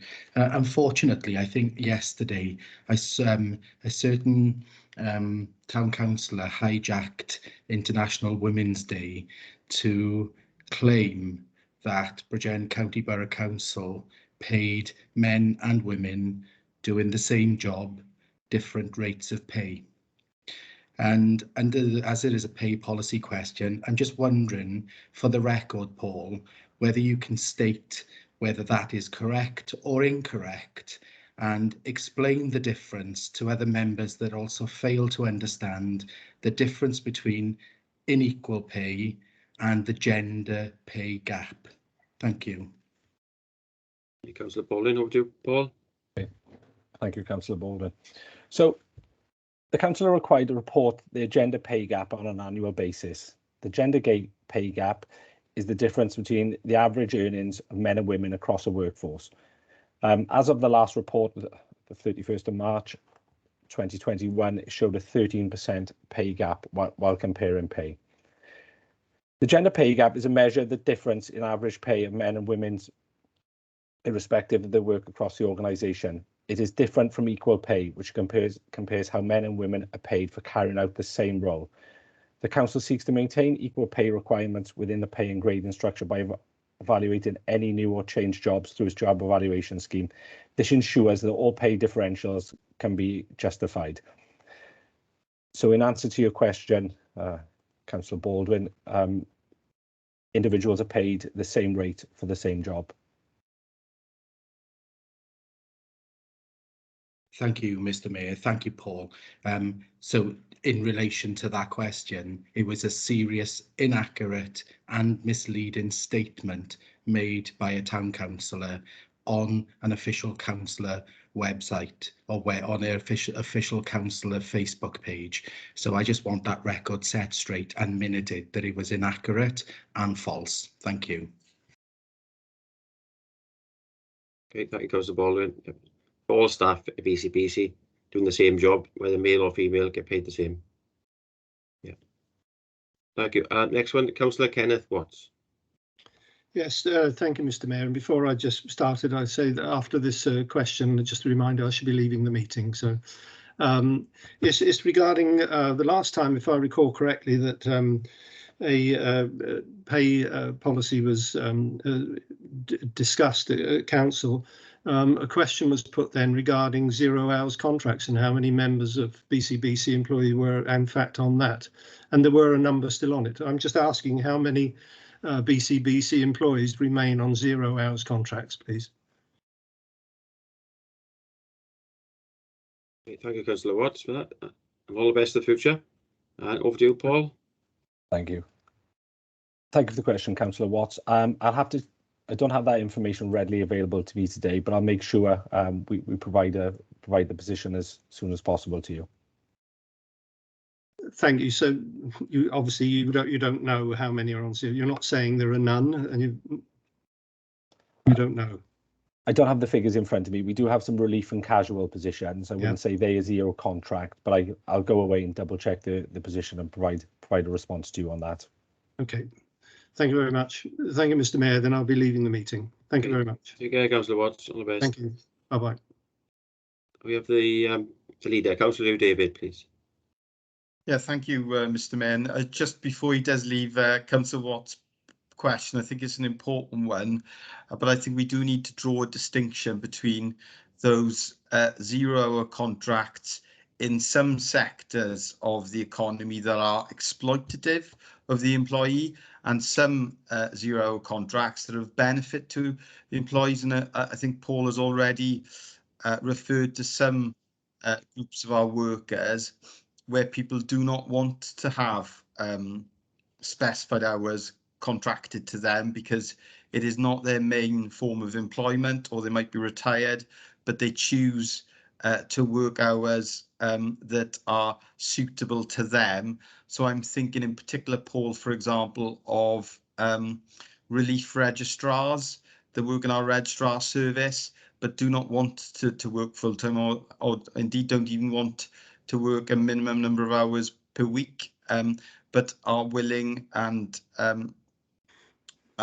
keen to help occasionally, for example. But I think what would be helpful is if we can establish the different type of 0 hour contracts, if that is possible, to reassure members that we do not have any of those exploitative 0 hour contracts in place within the authority. Thank you, Mr. Mayor. Thank you, Paul. I hope I'm right in that submission. Yes, that's correct, Leader. Yeah. Thank you, Leader. Thank you, Paul. And Councillor Watts, thank you for that. And there's no further indications or any questions of any members. So if not, the report has been moved and seconded. I think you're all in favour. If not, please shout no or indicate. No, right, okay. So that's moved and seconded, all in favour, so that's item 7 completed. Thank you, Paul, for that, and thank you, Angela. Got a relatively easy one. There are more difficult ones perhaps in the future. Who knows? Thanks for that. Now, Mark, if you can invite... Yeah, we've requested the officers back into the meeting. Thank you, Mr. Mayor. Cheers. Okay. So we'll move on to item 8 in due course once we got everybody back in. I think it'll be Janine taking item 8. Janine, over to you when you, well, once we have confirmation everybody's back in, but Janine might be not back in herself yet.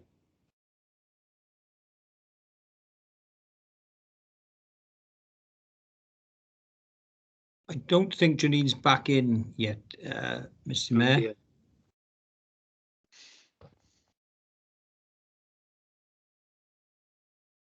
Not yet, no. Yes, she is. Yes. Yeah. Right, Janine, are you there? Good afternoon, Mr. Mayor. We weren't sure if you were back in then. I think everybody's back in now, or needs to be back in the meeting. Yeah, that's the main thing. So, item 8 on the agenda then. Outdoor recreation facilities, SPG on new housing development. Over to you, Janine. Marvellous. Thank you very much, Mr. Mayor. For the purposes of the recording, I'm Janine Nightingale, the Corporate Director for Communities. So the purpose of the report today, Mr. Mayor, is to seek members' approval to adopt SPG 5, outdoor recreation facilities and new housing development, as supplementary planning guidance to Bridgend's LDP.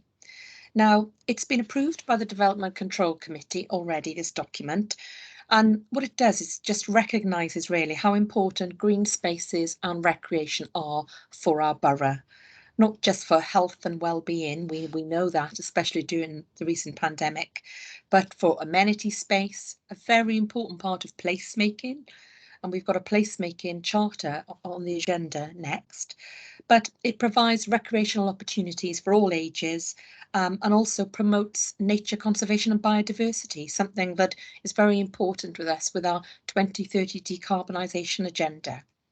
So the development of new housing across our borough results in increased population. And when we get increased population, of course, we get increased demand for new recreational facilities. So this SPG, this supplementary planning guidance, provides guidance and will reinforce the policies in the LDP, and give more clarity on a number of things, including for the first time ever commuted capital sums.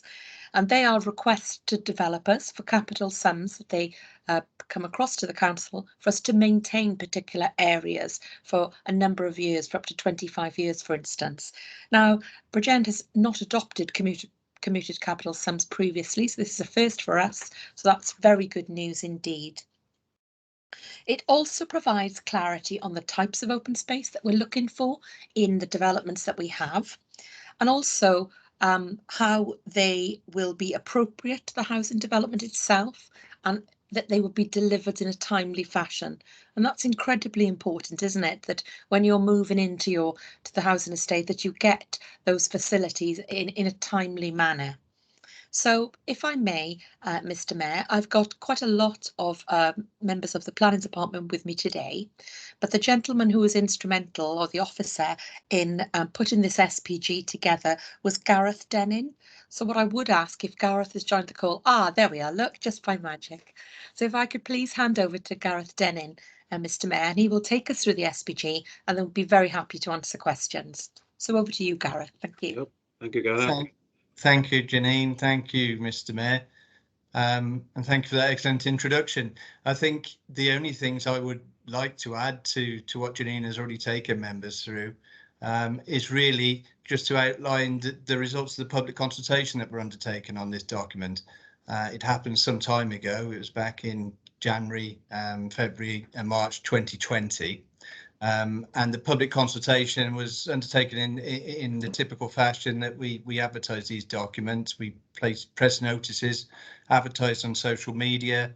The consultation documents were made available for inspection at the civic offices, and information on the consultation was placed on the council's website.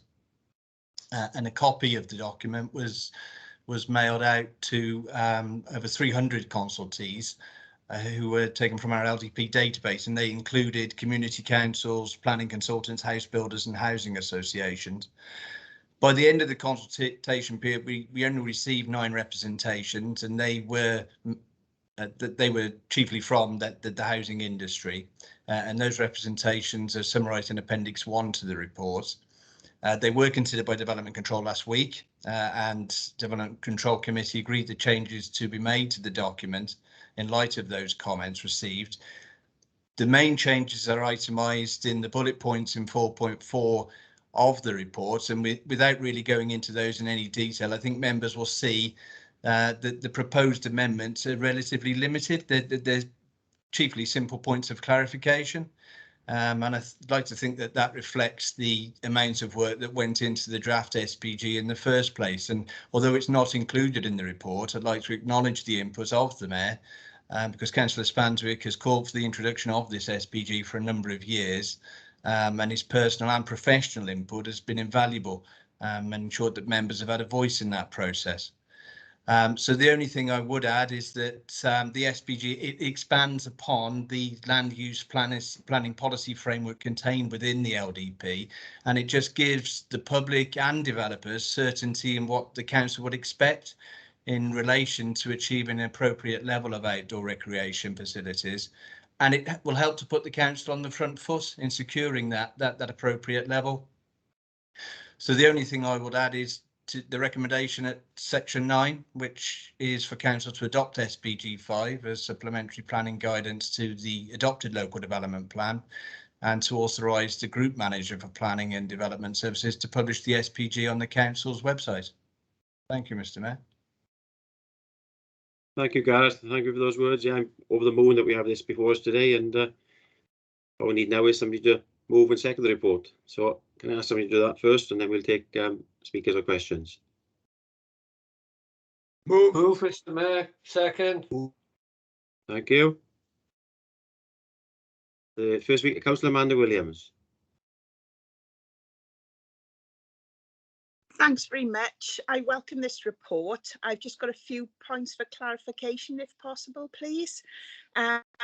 I know, obviously, being in Coity, there have been a number of issues with parks and green spaces and developments, so it's great to see something like this coming forward. My first question is, when will this go live? Because I know in my ward we've got developments potentially coming up that are out for public consultation at the moment, so obviously they will go then to the planning stage that don't have parks in them at the moment. So when will this go live so that any future developments will have to look at green spaces and play parks? So that's the first question. And my second question is, it's a split question. The first bit is about the sports facilities and access. Does it include accessing 4G pitches? Because in some of the developments there's 4G pitches, but unfortunately they're not available for the general use for the general public unless they hire them out. So are they included in the access to sports facilities? For example, if you look at the 4G in Park Derwin, that's only able to be hired out, and it's only available in the evenings and weekends. So it's not actually a general community asset.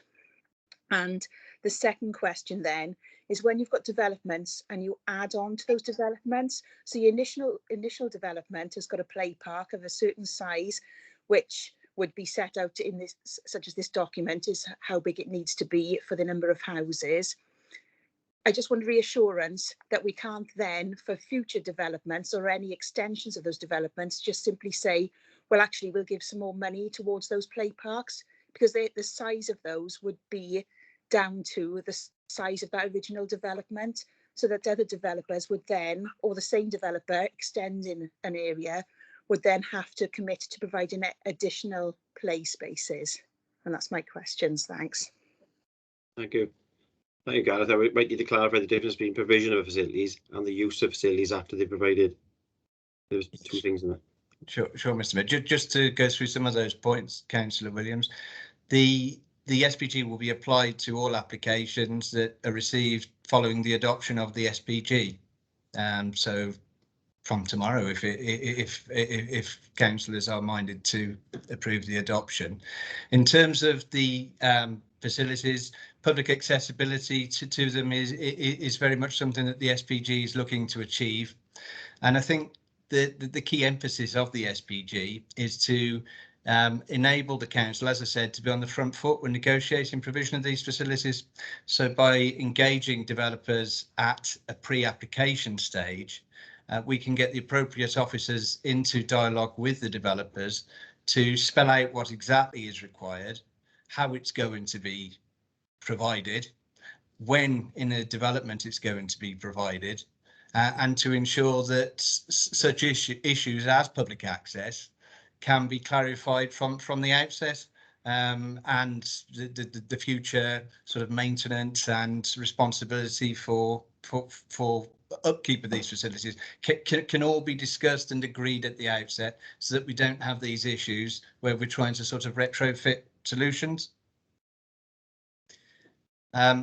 And in terms of the final point Councillor Williams raised, it is a valid point, but it comes back to this concept of basically engaging with developers at that early pre-application stage.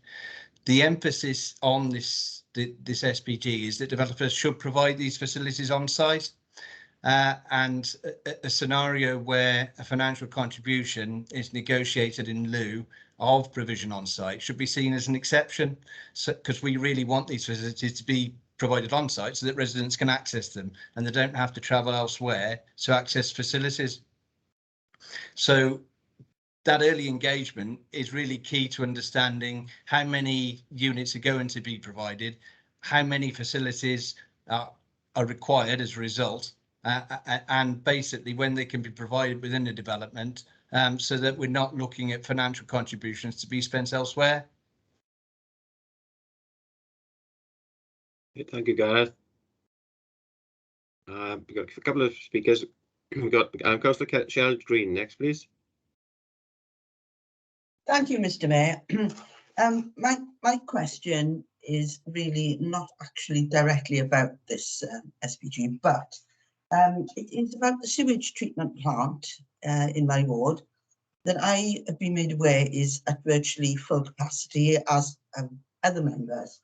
I totally accept that this is not ACDC's responsibility, and that's not the point of my question. And I just wanted to ask, has any dialogue confirming the intention to expand this plant in the near future and confirmation that no raw sewage will be pumped into the sea? I am concerned for that, and that is why I'm asking the question today, because we need to know before more houses are built exactly what the situation is. And my real concern is that, of course, we no longer now have the EU protection and regulation preventing this high risk in contamination. Thank you, Mr. Mayor. Councillor Green, not quite linked to the report, but if Janine can. I you indulge me, Mr. Mayor. It is important to the people of the borough, yeah, and it's important particularly to our beaches and to children, etc., going in the sea. Thank you. Thank you for your indulgence, Mr. Mayor. Thank you, Janine. Right, thank you, Mr. Mayor. Councillor Green, absolutely, I couldn't agree more. It's an important topic, but I think the best way to provide you with the most comprehensive answer is if you could send that in on an email to us. We can explore it for you, we can talk to officers and see what dialogue has been had, and then I'll be able to give you a more detailed response than I'm able to. So if you wouldn't mind submitting that question, and then I'll get a response to you. Thank you, Janine. I will send you an email. Thank you for that. Thank you. Thanks, Janine. Thanks, Councillor Green. Councillor Charles Smith next, please. Thank you, Chair. Let me just lower my hand so as I don't forget to do that later on. Done. Thanks, Gareth, for the presentation. And I'm speaking now as a ward councillor, not in any role as a cabinet member, as is my right under the Localism Act to represent my ward. But thanks for that, and while I'm at it, thanks for your previous presentations along with your colleague Richard, to the Community Council in Lanniston, and generally thanks to the whole team for the very open and transparent and honest and cooperative way in which we're moving towards the next LDP. It is appreciated. What I want to ask you is, can we have a guarantee against infill development as part of this SPG? Can that be understood? The reason I'm asking, you might know, is that about 7 years ago, Councillor David White and myself and Councillor John Paul Blundell, although I don't know whether he was quite a councillor yet at the time, we had a bit of a battle in our neck of the woods against a developer, which I won't name, who wanted to infill green spaces that had been there since the building of that particular estate in the immediate post-war period. As we do our electioneering now and go around the different estates, we do notice whether we are in a 1960s estate like Westhouse, or a 1970s estate like where I live in Llangywydd Court, or a 1990s estate like Broadlands, or a 2000s and 2000 plus one like in Coity Higher, because what we notice is the amount of green space getting less and less, and the amount of housing becoming denser and denser. The houses becoming bigger and the gardens around them becoming smaller. So what I want to protect against is one of the arguments we came up against here in Kevin Glass Westhouse, the Newcastle ward a few years ago, where the developer, one of the lines of argument the developer put forward, and luckily enough, our safeguards in our planning policy were already strong enough to withstand this, but I'm afraid of it being resurrected again. They were saying, "Oh well, your standards from the 1960s, you've got much more generous open space in terms of space to housing ratio, so it doesn't matter if we infill these green spaces." So can we have? I'd like to hear you say that this SPG in no way will permit developers to retrospectively try to reduce the ratio. Well, what I can say on the SPG is that it's associated with the provision of outdoor recreation facilities as part of new housing developments. And providing that as part of new housing developments comes with it that it's provision of outdoor recreation facilities in perpetuity. Sorry. So those facilities are provided for good time, and that will be secured in a Section 106 agreement. That will be the provision of those facilities are for outdoor recreation facilities. There are policies within the existing local development plan. There'll be policies in the new local development plan that will prevent developers from revisiting that and proposing housing development on areas of open space. And further item on the agenda today is the placemaking charter, which is very much along those lines of achieving good development where people want to live, and people can access open spaces for a wide range of benefits. I know Janine wants to come in on that as well, so I'll hand over to Janine. Music to my ears so far, Gareth. Janine? Thank you, Gareth. Music to my ears as well. Yeah, absolutely. Just to supplement what Gareth is saying, really, one of the most important things that our LDP does and this SPG is protect open space. You know, we want to protect open space for future generations, a key part of our corporate plan and our planning policies. Is there a presumption against infill? In the main, I would say people are welcome to put in applications. Infill on open space, I think we can say there would definitely be a presumption against that. Of course, there are sometimes, Councillor Smith, when infill is appropriate in urban areas. Sensible infill is, but not when it comes to open space. So I think we can be safely assured that what we want to do in Bridgend is have a borough that is beautiful and green, has great biodiversity, lots of areas for recreation. And if we can create that and protect what we've got and create more, that's the way we're heading for sure. So hopefully that will provide some assurance. Absolutely. And if I could quickly just say, Chair, Mayor, and I think the COVID experience where people really appreciated being close to a bit of green, I think reinforces that view. It does. Lovely. Thank you, Councillor Smith. Next, Councillor Soldendy. Thank you, Mr. Mayor. I won't turn my camera on because I think my internet might drop out. I understand the public consultation was delivered, but the majority of the time period ran through the first lockdown of the coronavirus pandemic. It's generally agreed the public and housing industry now has a greater understanding of the need and importance of open and green spaces, and therefore there could be a potential for greater input into the policy.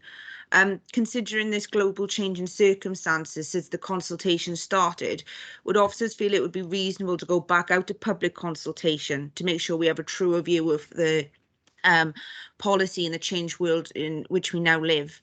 And also, will there be an opportunity to consult stakeholders and residents after the reasonable time of policy adoption to see if there is any improvements and changes we can make to our policy? Thank you. Okay. Gareth? Yeah, just to come back in on that, I think the consultation, but I think there was perhaps an overlap of the last 2 weeks coincided with the national lockdown. The view we took at the time was that if any comments had been received at that time relating to the need to delay the consultation, to extend the consultation, then we would have considered those comments at the time, but we didn't receive any comments in that regard. And I think the important point to note is that this SPG, the intention is not for it to gather dust on a shelf anywhere. This SPG being adopted now will be applied from this point forward, but work is progressing on the replacement local development plan. And when that local development plan is in place, this SPG will need to be revised in any case because it will need to refer to the policies of the new local development plan. So and by doing that, we can review how it's been operating and to update the SPG if it needs updating, to make any amendments then, and it will require another period of public consultation. So I think the intention is to progress it now, but hopefully soon we will be at a point where we'll be looking to revise the SPG along with other SPG that we have and to go back out to public consultation at that point. Thank you. Yeah, thank you, guys. The sooner we adopt this, the sooner it's a live document that can be used. Thank you for that. Councillor Tim Thomas. Oh, thanks, Mr. Mayor. Got a small question about children's play parks specifically. I note that the SPG says that they should be designed in accordance with the requirements of the Disabilities Act. Excuse me. I'm just wondering, could you give me some reassurance that that legislation is strong enough to consider the diverse needs of conditions, neurodiverse conditions, autism, and any other neurodiverse conditions? I'm a little bit concerned about the consultation responses, and perhaps that there were no groups, that there was no consultation responses from those specific groups that would cater for those neurodiverse conditions. And perhaps as we're updating the SPG, might it be a good idea to interact with such organisations that specialise in those conditions? Secondly, I'm just wondering, just general comments, please.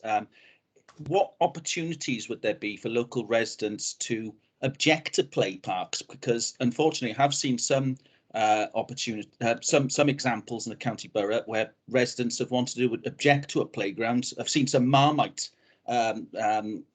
examples where some people have wanted it for the children, and on the other hand, some people are concerned about the prospect of antisocial behaviour and the loss of green natural space from the actual play park itself. So just those two questions, if I may. Janine, do you want to go first? Or?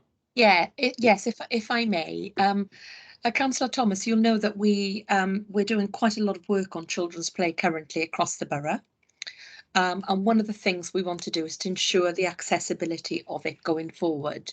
And we are currently consulting with a number of groups to look at how we can achieve that in the best way possible. I mean, I'll just give you an example. For instance, playgrounds that have sandy floors. are very difficult to traverse for some children with particular conditions. So what we need to look at is a play experience for all, and that's what we're trying to include. I'm not going to say we've got it all right yet. I wouldn't be as bold as to say that, but what we are trying to do is to improve our offer across the borough, and that would be no different when it came to brand new play as well. What we need to ensure is that it is diverse. Now, one of the things that we really want to do is when we are coming into new estates and when we're looking at our existing play, is that we start to consult the local population, because they're the ones who use it, they're the ones who know most. What we are thinking is we need to get away from this preconception that children's play is fixed. You know, children's play is a swing and a springy chicken and a slide. Sometimes the most successful children's plays are undulating hills where children can roll down, some trees, some copse where children can go in and out, more natural play. So what we are looking at is, are there other ways to achieve a meaningful, educational, stimulating play experience without actually going just to the fixed play? And we're working with Andrew Thomas on this, because he does the place efficiency piece. We're working with our planners and with our parks department and trying to get some of the best examples of play, good play, around the UK to try and implement in Bridgend. I mean, in particular, the example that springs to mind currently that we're working on is Cozy Corner down in Porthcawl, because we're going to have a new building there and an accompanying area of green open space and hopefully a children's play. But we know that's an attraction that will be attracting people from much wider region than just from Porthcawl itself. So what we want to do is to ensure that any equipment we put there, number one, it reflects the maritime area, and that's really important to us. But secondly, it's sustainable. So we're not having lots of plastic. We don't want that either. But that it is accessible to a wide range of children. So when you come with your family or visitors, there is something for everyone in that area. Now, I'm not saying that we'll be able to tick every box we have, but we want to be as inclusive as possible so that children can have the best experience. So I don't know whether that reassures you any. We are doing an awful lot of work currently, and we might be able to come to a cabinet in the future and explain what we're doing, and or come to council and explain our approach. We'd welcome to do that, to explain, you know, how we are changing our thinking and how children's plays evolved, really, I suppose, is what I'm trying to get at. But so that's answer to part one. I wonder whether Gareth would be able to answer the second part of your question. Yes, yeah, sure. In response to the councillor's query, I mean, residents' opinions are very much part of planning, and in recent years, planning has shifted to be much more of a front-loaded system. So developers are required to undertake pre-application consultations and to engage with local councillors, with community councils, and with members of the public at an early stage in the design process. And what this document does is it enables us as a planning department as well to engage with developers at that stage, so that open space and outdoor recreation facilities aren't seen as something as an afterthought. They're the front and centre of the design proposals that a developer is looking to seek planning permission for. And by engaging at that early stage, we can encourage developers to go out and get that public opinion on the proposals they are putting forward, so that what then comes as a planning application doesn't come as a surprise, but the planning application is then subject to residential supports and residential objections, as it has always been. Okay, thanks, Gareth, and thanks, Janine, for that. There's no further speakers indicated now or any questions. And it's been moved and seconded, the report, so I take it everybody's in favour. If I don't hear or see any indication otherwise. Good. That's item 8, and that's that report approved and adopted. And I'd like to take this opportunity again, Gareth, thank you and the team for this, the LDP, the amazing work that goes on in the background with the team. And this is definitely going to strengthen our hand in the future. For some developers, some are a little bit more crafty than us, but they've now got no excuse. Read the document and stump up the cash, all the facilities. Right, and the next one now, I'm moving on to item 9. I think that's Janine again, placemaking charter. Janine, over to you again. Yes, it is, Mr. Mayor. Thank you for that. So the purpose of this second report actually ties seamlessly in with the first report we've had about placemaking. So what we are seeking today is Council's approval that Bridgend County Borough Council endorses and becomes a signatory to the Placemaking Charter Wales. Now, a lot of LAs, I would say most LAs in Wales have already signed up to this, and we are now recommending to you as a council that Bridgend now signs and becomes part of this. And what it will do is show our commitment really to placemaking principles, and we have already talked a little bit about them when we talked about the open space SPG. But you know, some of the principles we're talking about is good community engagement, so we can understand what it is residents and people who live in the area want to achieve. So we look at protecting local identity, because that's something that's really important to us in Bridgend as well. We have unique identities and we don't want to ruin that. We want to look at active travel and sustainability, connectivity, how we move around the places we live. It's about the placemaking is about having good areas of public realm. It's not just about areas where you have green open spaces, but good public realm, public art, places to sit and contemplate. It's about a mixture of both. So everything there that is required to add quality to where we live, work and play. That's part of the placemaking agenda. And so I'm going to ask John Parsons, who's on the call, Mr. Mayor, to come forward and tell us a little bit more about this and what it would mean for us at Bridgend, and then hopefully we can move to the recommendation. So thank you, Mr. Mayor. Thank you. Over to you, John, then. Thank you, Mr. Mayor. Thank you, Janine, for that excellent introduction. For the purposes of the recording, I'm Jonathan Parsons, Group Manager for Planning and Development Services. It is my genuine pleasure to bring this item before Council. The purpose of which is to seek Council's approval that Bridgend County Borough Council formally endorses the Placemaking Charter Wales and itself becomes a signatory to the Charter. So the details in the report, but I will briefly go through some of the salient points. First of all, what is placemaking? Well, it's a number of different strands and threads, but fundamentally it's a proactive, collaborative process of creating and managing places. And although local planning authorities are the sort of main proponent of placemaking, the placemaking agenda effectively goes beyond planning and also involves other functions of the council and has significant cross-disciplinary connections to other service areas across local government and related partners.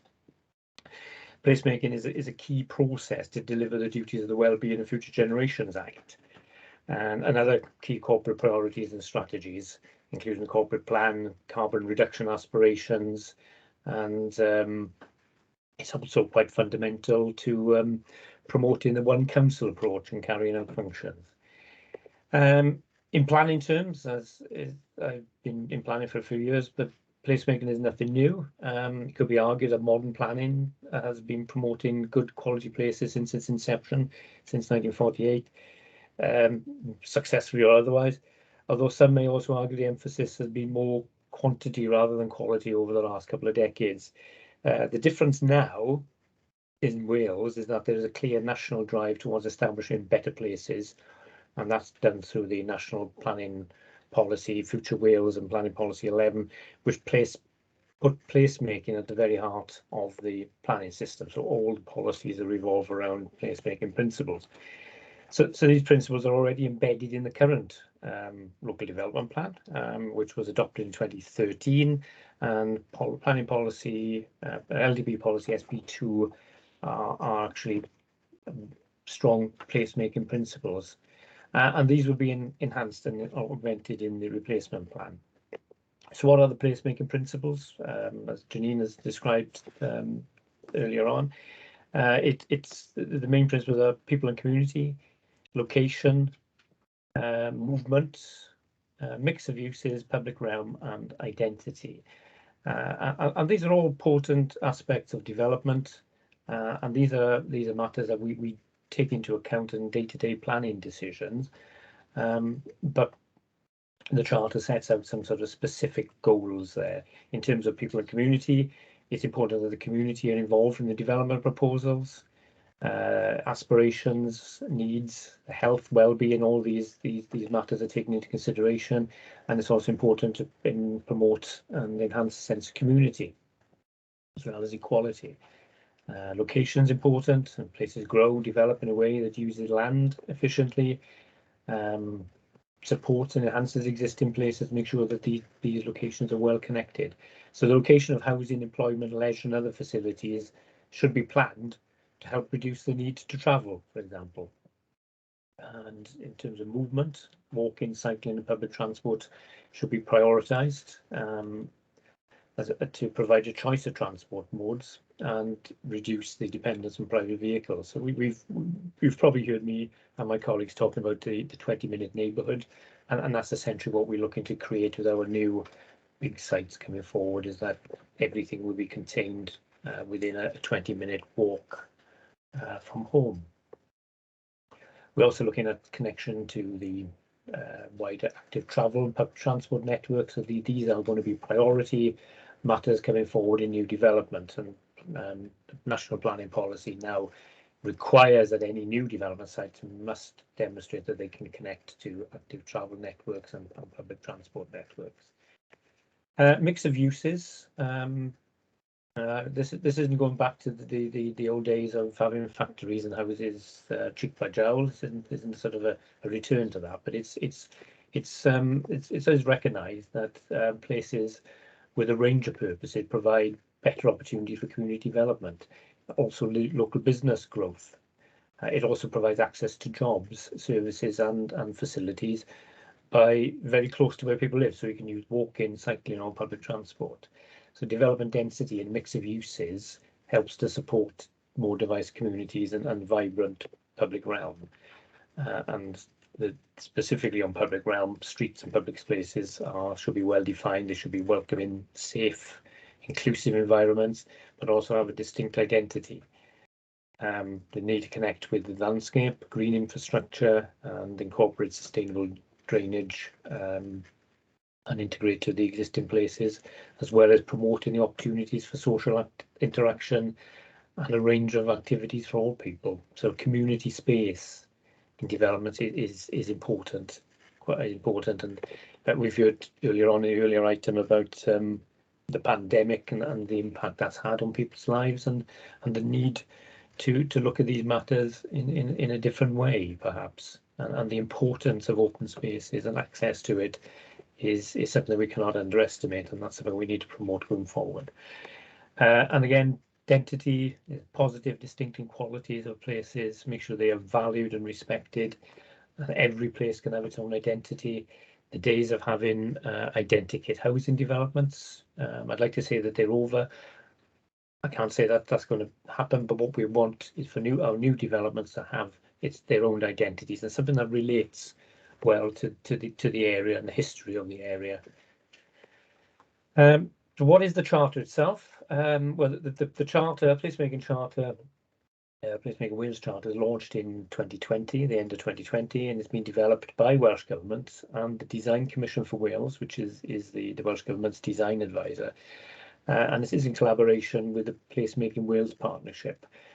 This is a partnership that consists of a wide variety of interests and organisations working within the built and the natural environment.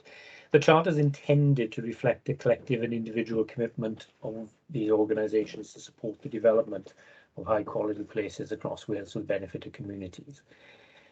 So the Charter itself isn't a particularly huge document. It's appended to the report. It's actually one page of A4, and it's very, very simple, but it says a lot. It's a small amount of text, but it says quite a lot. And what does this mean to the council? Well, the council's already committed, as I described, to considering placemaking through its statutory functions under the town and country planning system. So it's already doing that through our planning system. We're already taking that on board. We're already applying those principles in our determination of planning applications. But by endorsing and becoming a signatory to the Charter, the Council will demonstrate its own personal commitment to the placemaking principles and in developing and improving its places. So in terms of its function, the Council would pledge to involve local communities in development proposals, choose sustainable locations for new development. That's all our development, schools through to community facilities. Prioritise walking, cycling, public transport, create inclusive, well-designed, safe, welcoming streets, promote a sustainable mix of uses, value and respect positive, distinctive qualities. But this will require buy-in from all council departments and functions. And as I said earlier, that this does require would support a one council approach. When preparing the LDP and guidance, such as the SPG, which we talked about earlier, and in considering planning applications, we would need to seek that our policies reflect the principles and aims where possible for high quality, people focused design. So we're doing things better, we're building back better. It's no longer acceptable in planning terms for development just to have no demonstrable harm. It must be an improvement, it must be an enhancement. There's a much higher standard of consideration. These principles will apply to some large and small scale developments. And what we're trying to do is push back against poorer quality design. I have to give a warning. I do this every time I talk about placemaking in the charter. The charter isn't a charter to prevent development, and it shouldn't be seen as a reason itself to refuse planning permission. Development has to happen in certain circumstances. It's quite important to have new development, new job creating opportunities, new housing for our citizens. But development must be considered its own merits and decisions made on balance, planning decisions made on balance, and other factors still need consideration. But what it does is elevate the placemaking principles in that on balance decision making process. For its own developments, the council need to consider the placemaking principles at a very early stage. What we're looking at here, we're looking at accepting where we moved away from perhaps what is more traditional thinking, both as an authority and when engaging with the development industry. The Development Control Committee and the planning team, we can become the arbiters of good placemaking, and we're more than happy to advise on these matters going forward. So it's quite important that link with the DC committee and the planning team, that we are the planning authority and we're also the experts on good placemaking. Development Control Committee has already endorsed the charter and supports the principle of signing up. So the recommendation, Mr. Mayor, is for the council to endorse the charter and to formally sign up. Thank you. Thank you, Jonathan. And it's great to see this report before us today. It was part of a motion of council just over a year ago. It didn't quite get to them, but it shows the council were listening at the time and have been listening since. And we have this before us today and really welcome it. Can I go to the Cabinet Member for Communities, Councillor Stuart Baldwin next, please? Thank you, Mr. Mayor. I don't intend on speaking much more. Janine and Jonathan have put some real great detail into this. The one bit I was going to point out was around that this had been to council about a year ago as part of a motion. But thank you, Mr. Mayor, for already stealing that extra little bit. So all I'm going to add at this point is that this charter just fits in with some of the major strategies that we have as a local authority around our economic strategy, around our placemaking, our LDP. It literally just fits within creating communities. Towns and communities grew up around, as Jonathan had already said, another little bit that I was going to say, around people living and working cheek by jowl and in coexistence. And I think this is trying to put back the community feeling to developments to make sure that people can continue to live and work more effectively in the same communities, and to make sure that we are developing our active travel, living a healthier lifestyle. All of those different things are fit within the placemaking charter. So I'm happy to move the report on that basis, Mr. Mayor. Thank you for that. The report's been moved. Councillor Amanda Williams. Oh, thanks very much. Again, I welcome this report. I think as one of the people who've spoken up quite a bit about developments in my ward and concerns and issues, I'd like to think that this would alleviate some of those problems that I've been faced with over the past few years. 2 points from me. Firstly, I think something like this should hopefully resolve issues such as I've experienced with Park Derwin being built onto the side of the village with no footpaths, for example, down Heel Spencer into the village and connecting it. So something like this, a decision in future, would mean that we'd get footpaths there for the existing community as well to link the two communities together. So I'm hopeful that this document will result in that. But the other question I've got is about timescales, because we do need to have these areas, these community areas. But as I've seen in Park Derwin, we discussed about the swing parks, for example. The shops are the last thing to be done. The community is the last thing. The footpath network to the outside by the developers is the last thing to be completed. So will this document enable us to ensure that developers complete in these areas before they've built the last brick of the houses? Because that's a problem. People have been waiting for over 8 years, the older houses up in Park Derwin, for example, for these facilities, and they're left as an afterthought. And again, for example, you look at shops in Park Derwin, they come with social housing, social flats, and as an authority, we're desperate for these sorts of facilities. So these need to be factored in as well in the timescales of when these are all being completed. Thanks. John, then. Yeah, thank you, Mr. Mayor. Thank you, Councillor Williams. Well, the charter isn't a document. It's not a policy document. It doesn't provide any more weight to planning decisions, the same as an LDP would, for example. But it does provide principles that we value in through the planning process. And yes, I would like to think that when we design our new estates of the future, then we will learn from issues that we've had in the past, and we will try to address those going forward by applying these principles. In the case of Park Derwin, that's a 20-year development. I can remember this being coming to planning committee nearly 20 years ago, and it's only now we're getting to the point where it's finished. But that doesn't sort of help with bringing those facilities that are still needed much earlier on in the process. And I think what we would look to do with our new developments, we will have more master planning, overall master planning. Individual sites within the developments will have their own master plan.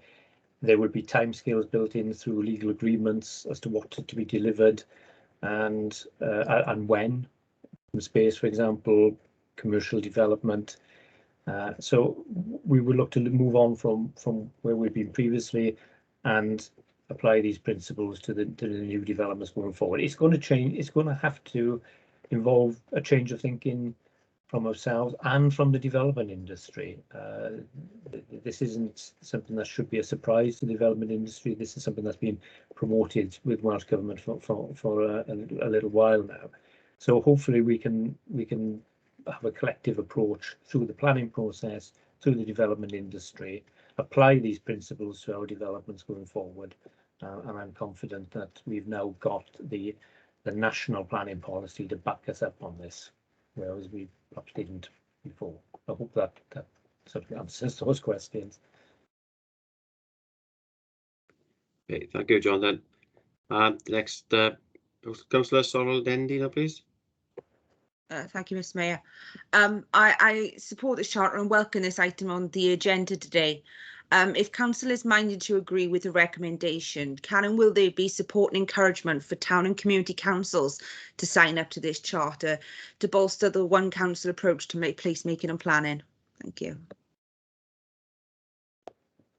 Thank you for that. John, I'm assuming the town and community councils can apply? Yeah. Any organisation, Mr. Mayor and councillor, they can sign up. They can do that on their own initiative. And I believe last time I looked at the signatory list, there were a number of town and community councils that had signed up. I'm not sure from Bridgend, but certainly around Wales, there were community councils signed up, as well as many other public sector organisations and representatives from the development industry.